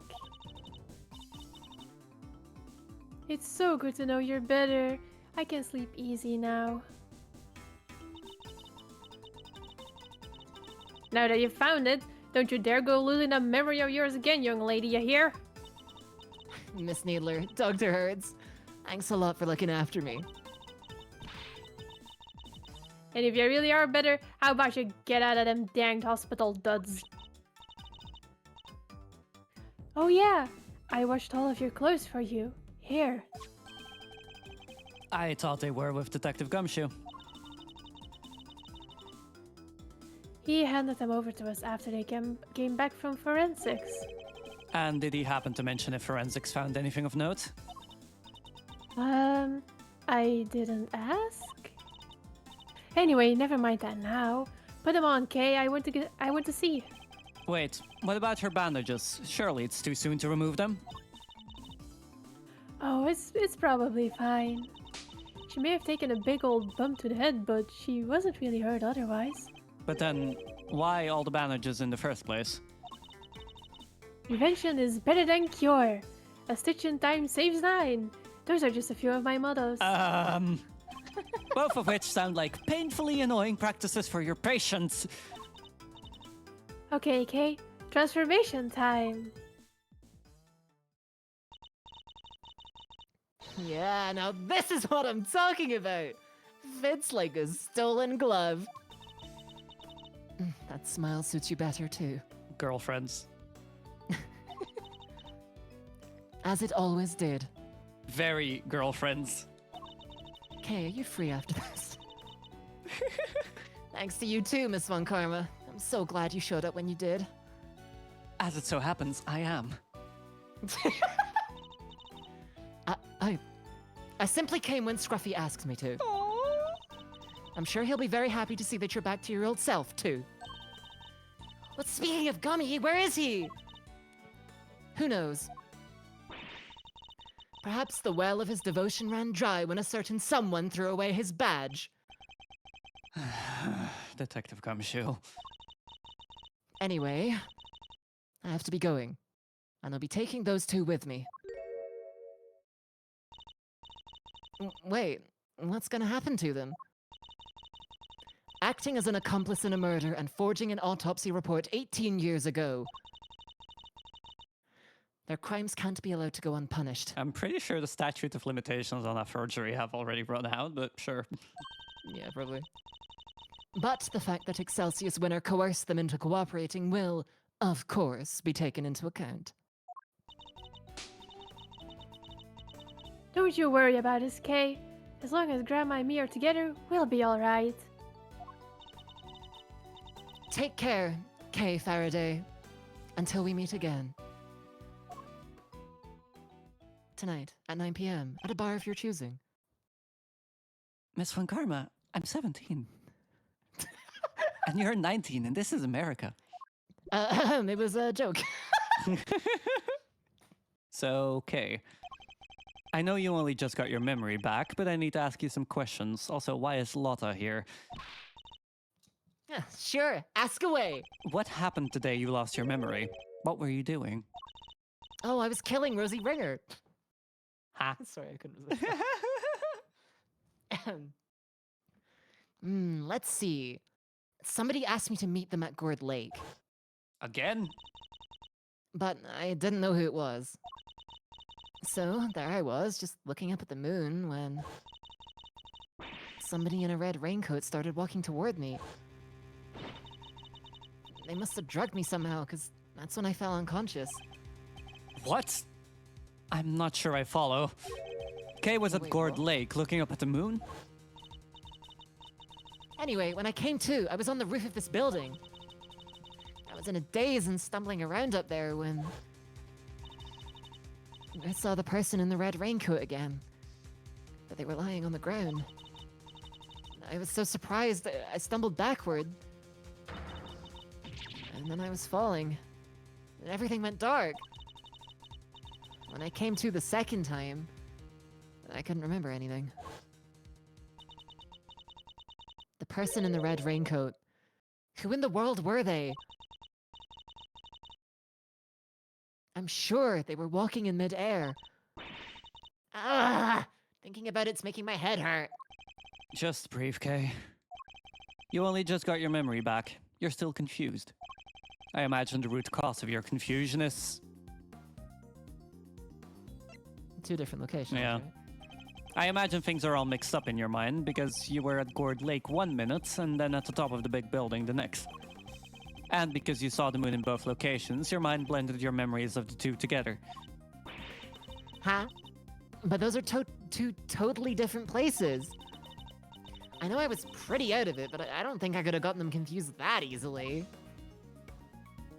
I believe these things on the roof may have made you more likely to become confused. Oh, the cotton candy stand and the ice cream stand that's at Gourd Lake, Yeah. right? There are two key similarities between the scene down by Gourd Lake and here on top of the big building. Cherry blossoms and food stands. Wait, oh, you're right! Those similarities are what caused your memories of both places to overlap. The person in the red raincoat wasn't walking in midair. They were walking toward you from across the park. But in your blurry memories, that same sight played out over the viewing platform instead. No way. Who steals a great thief's memories, huh? That's just cheating. Even still, this doesn't answer the question of who attacked Kay in the park. Was it the person in the red raincoat she saw? It was Detective Gumshoe. Do you hear that? It sounds like it's coming from up in the storeroom. Come on, let's go take a look. Well, hoo-wee, I smell another scoop in the oven. You're still here?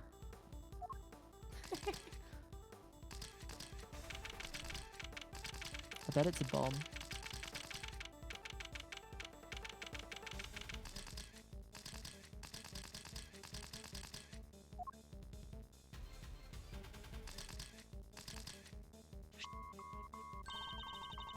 It's coming from this little gadget here, Mr. Edgeworth. This transceiver. I feel like I've seen it somewhere before. It's still going. But I'm no good with technology. Come on, you have to pick it up. Fine, I'll do it. Hey, this is Edgeworth. Okay, if you could refrain from answering strange calls for me. Mr. Edgeworth, I presume. I know that voice. Shelley the Killer. Congratulations on another case solved. Yet, I can't truly say it's been fully resolved, can you? I'm sure you've noticed by now that there was a mastermind at work orchestrating the entire incident. How do you even know about this case? That's not what's important right now. Let's focus on this certain individual for the time being, shall we? I have indeed been wondering myself if somebody else could have been involved. If not, how are we to explain the piece of evidence that proved so damning to Case? No way! An evil mastermind? But who? Who indeed? Perhaps you could share your thoughts? What is the evidence in question that points to somebody else's involvement?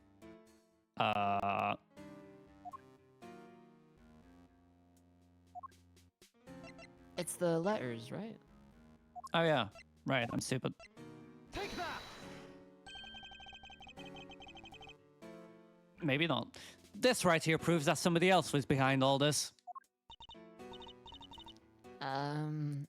Sorry, I don't get it. Sadly, neither do I. That wasn't it. There was one clearly suspicious piece of evidence. What was it? Well, Mr. Edgeworth?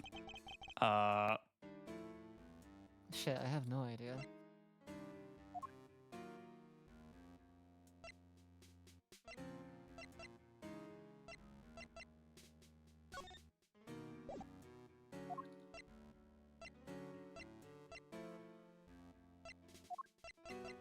The other letter? Take that! Oh my god. Oh, okay, sure. The letter Kay supposedly wrote to the victim. Yeah, I don't remember ever writing that. So, who did? Who would prepare such a thing? I know I'm not the only one who would like to know. And how do we know it wasn't you? Now, why would I do a thing like that, I believe the truth can only fully come to light in a court of law. But since you've had your badge revoked, that is no longer an option. So how will it all end? I, for one, will be watching from the sidelines with interest. He even knows about my badge? Oh, and one last thing. I do hope you won't betray my trust in you. Now I bid you farewell. What in the heck did he mean by the case hasn't been fully resolved? And why is he so interested in us anyway? Ugh, everything's just one giant ball of mysteries. It seems we've only scratched the surface of this case.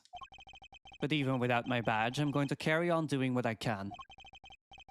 However this ends, one thing's for certain. Come what may, I will expose the truth.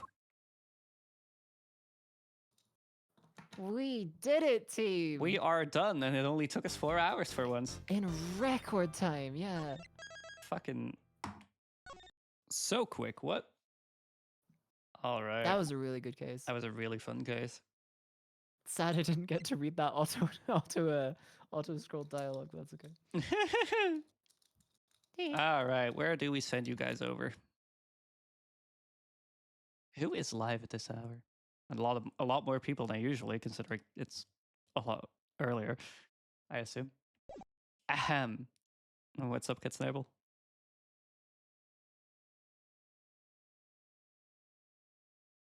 Noka kostan.